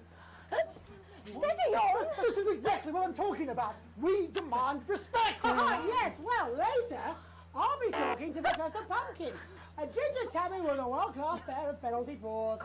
Is that really necessary? No, it isn't. Let go. Not you. Unhand him at once. Enough! That's enough! Oh. Enough! What are you doing? Trying not to piss myself. Alex, cut. Don't you dare! Don't you fucking dare cut to the ads before I tell you to. Now, you in the broadcast centre, Bozeman's little scapegoat, you listen to me. You cut to the ads before I tell you to, and I will kill every single person in this studio. I am thinking about what I'm doing. I've been thinking about it for a long time. We all should be. Christ, it's so fucking hot in here. Do you remember when we used to do the real news? Before it was all lottery winners and bloody cat football? We are on the brinks of a siege, the likes of which the world hasn't seen in hundreds of years. The enemy is at the gates, and I'm stuck here talking to these three fucking idiots. I think my hiccups have stopped. You three, get the fuck out of my studio. Go on, now, go, before I change my mind. Jenny, lock the doors. Lock the doors. Yes, Jeremy. Now. Good. Yes. Now. Right then. You in the broadcast centre. Uh-huh. Alex. Yes. You pay attention. Now, I'm sure you've already loaded up exactly what you're going to play in the commercial, but today is going to be a little bit different. Look to your right. Yes, really. Look to your right. There is a VHS tape, and I want you to load it into one of the machines, and when I say so, and not before, you play it. You've got about 15 seconds, so I wouldn't waste any time. Now, all cameras. I assume you won't be playing that tape. This station does not negotiate with terrorists. I hope I've made myself clear. You seem to know what to do. Every single thing that comes out of this studio is either one-sided or, for now, we're going to show the other side for a bit. For a bit of fucking balance. Like the good old days. Alex, play the fucking tape. Now, I don't want to hurt any of you. If I see anything I don't like, I will not hesitate to start. You're going to get me in trouble with that. Let's hope you made the right call. Reset the system for the third segment. You've seen us in I imagine the ratings are going to be through the roof. You've heard them. Oh, they are through the roof. We are Disrupt. We are the Resistance. I would love to see if they have behind the scenes, yes. You know Advance are lying to you. You know the elderly are not a burden. You know the rich were not all evil. And you know the team membership card is an ID card, no matter what they try to tell you. But why should you trust us? Another faceless organization. A shadowy figure with a distorted voice.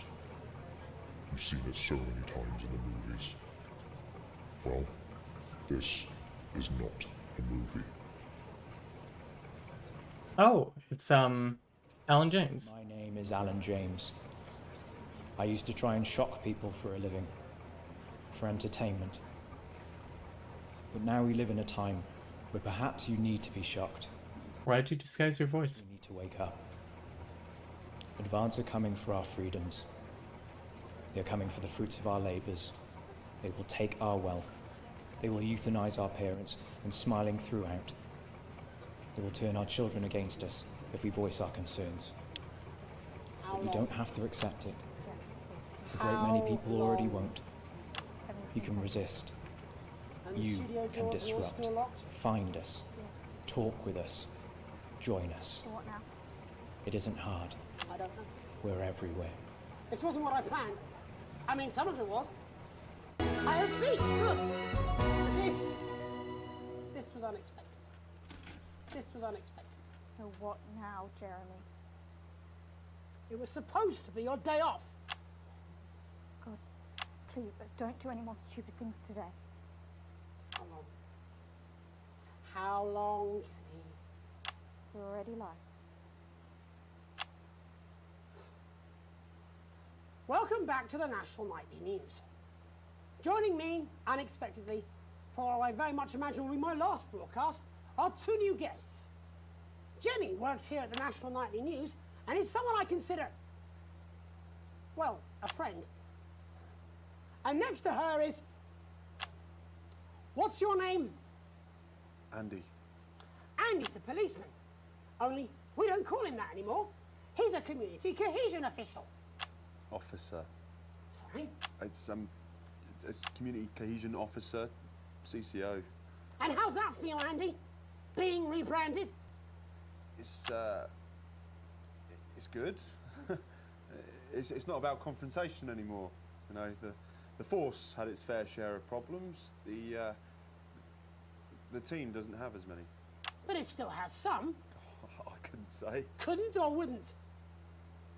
I don't know what you want me to say. Christ, you're fucking useless, aren't you? We'll come back to you later. Jenny? I don't want to be on the news, Jeremy. I'll try to cut around her. We'd want to do this. Jenny, why did you join the National Nightly News team? I always wanted to work in news. Yes, but why specifically this program? The National Nightly News. It was the news everyone trusted. Was? Is. Do you really want to quibble semantics at gunpoint? Is there something else you'd rather discuss? Well, there is a great big Alan James-sized elephant in the room you seem to be ignoring. What do you mean? I saw your face when that hood came down. You didn't know, did you? It's about the message, not the messenger. Like I said, you didn't know. No. I didn't know. The people I met were with... He wasn't there. God, I didn't know it was Alan James. I'm sorry. But seriously, Alan fucking James. You're flushing your life down the toilet for... God, I love you, Jeremy, but... He's a good speaker. He's popular in the country. That right?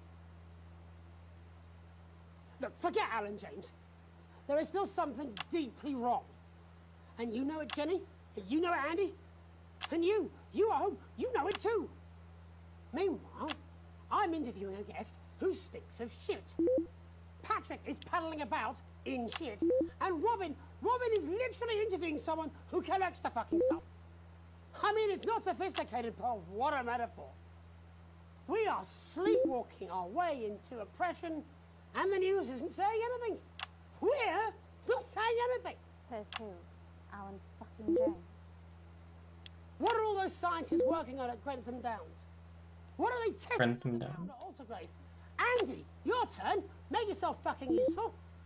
How many people have you brought in for consultations just because they weren't carrying or didn't have team membership cards. Oh, well, there's other forms of identification that we will accept. For how long? We're just here to help. Then why do you need these? Not really help when it's offered at gunpoint, is it, Andy? Let me demonstrate it for you. Let me help you. You read these cards and my notes on it, and you'll probably digest a fact. That'd be helpful, wouldn't it, Andy? Knowing a fact? What? I don't Do you want my help, Yes, Andy? yes, whatever you say, yes. Security are here, Jeremy. Eat it. What? Eat the fucking news, Andy, or I'll force it down your fucking throat. Jeremy, stop. Go on. Really? Eat it. Eat it, you fucking bully. Jeremy, stop. They will kill you. Please, don't make me watch that.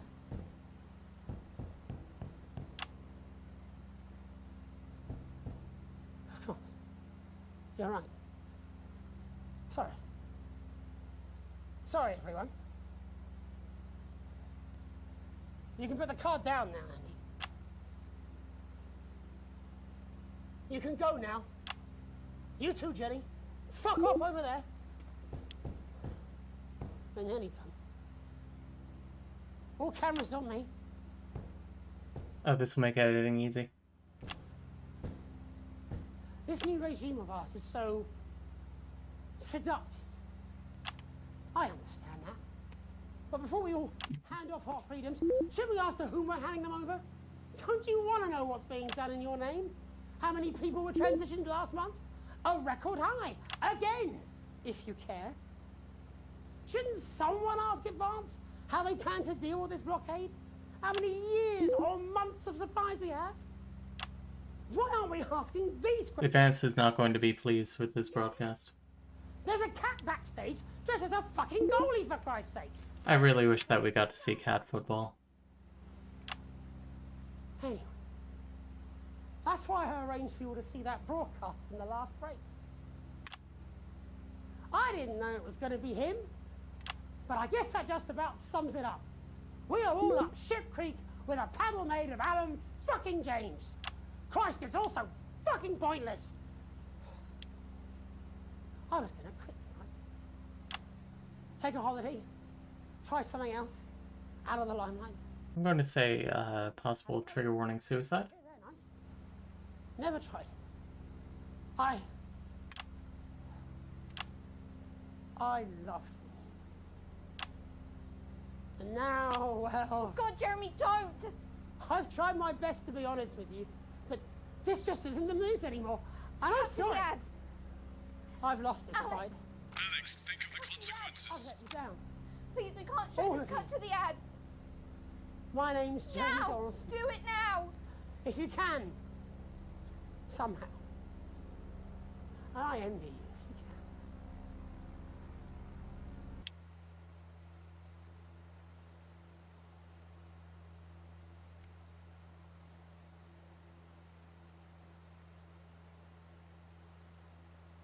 Grim. Ooh, a straight A broadcast. I mean, of course.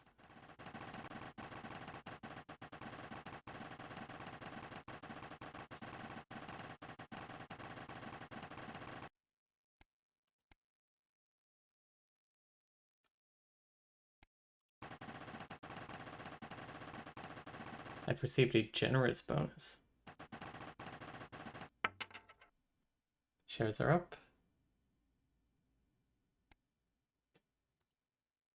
Yeah, I cut away. Station still loves us. I think that's going to be it for tonight. We're going to really quick.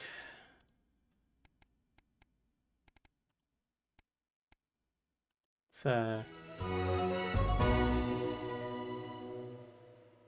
Hi, it's Crazy Neil here. I'm the druid, the really fluid, because I've got a solstice with the mostness. So come on down to Crazy Neil's for a crazy midsummer deal. Come down I mean, it's not cat football, but patio furniture with some garden furniture next to it on the garden.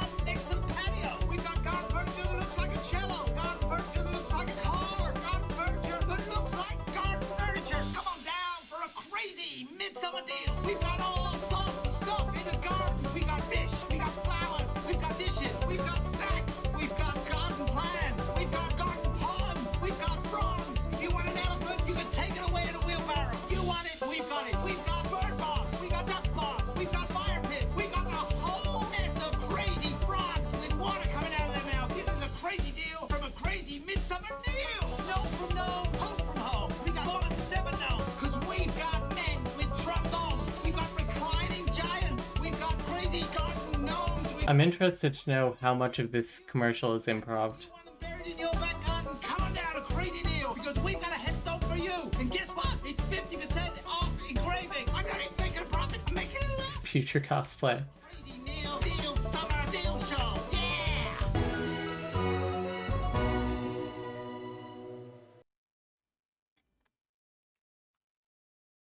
Alright, I think that's going to do it for the stream.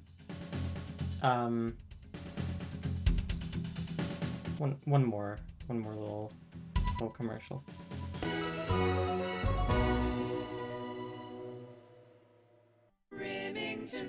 Hi, I'm Sophia Remington, CEO of Remington's Fist, and I haven't had children, not yet. But it doesn't take a parent to tell you that what a child needs is to be wanted and loved. Sadly, however, these days this sort of conversation happens far too often. Remington's Fist. Remington's Fist. So, you know, Brad, this past fortnight has really been amazing, but I'm afraid I have something to tell you. I'm pregnant. But how can that be? You told me you're on the pill. Not all contraception is 100% reliable, so I guess now we have to get married. But we've only been on 5 dates. I don't even know you, Julie. Janet.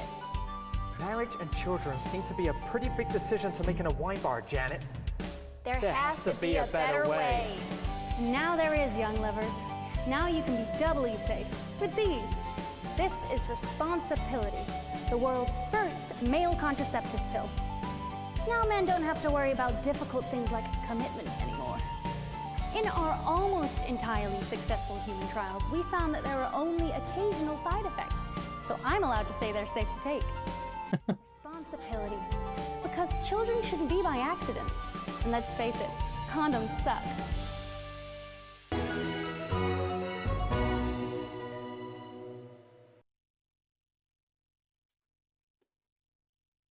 Alright, we will continue this next week. I do not know how long the game is. But we will play all of it. And I'm Jeremy Dawes. Our main headlines tonight. Starting! Starting! Oh, where are the extras? Play the telethon. We'll do that a bit later. Where's the challenge room?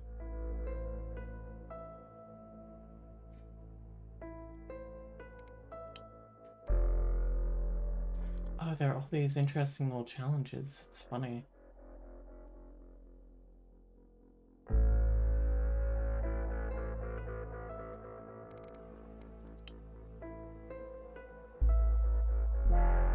Huh. Anyway. Oh, you can... Can you turn them all on?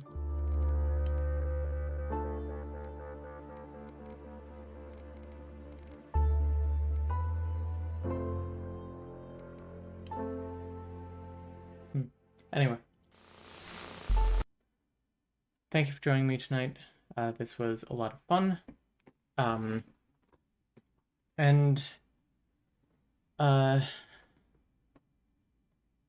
don't have much else to say. I hope that you all have a good night. It was nice streaming. I haven't done this much. Alright. Be well. I was going to make a joke about loading up the ads. I couldn't think of anything.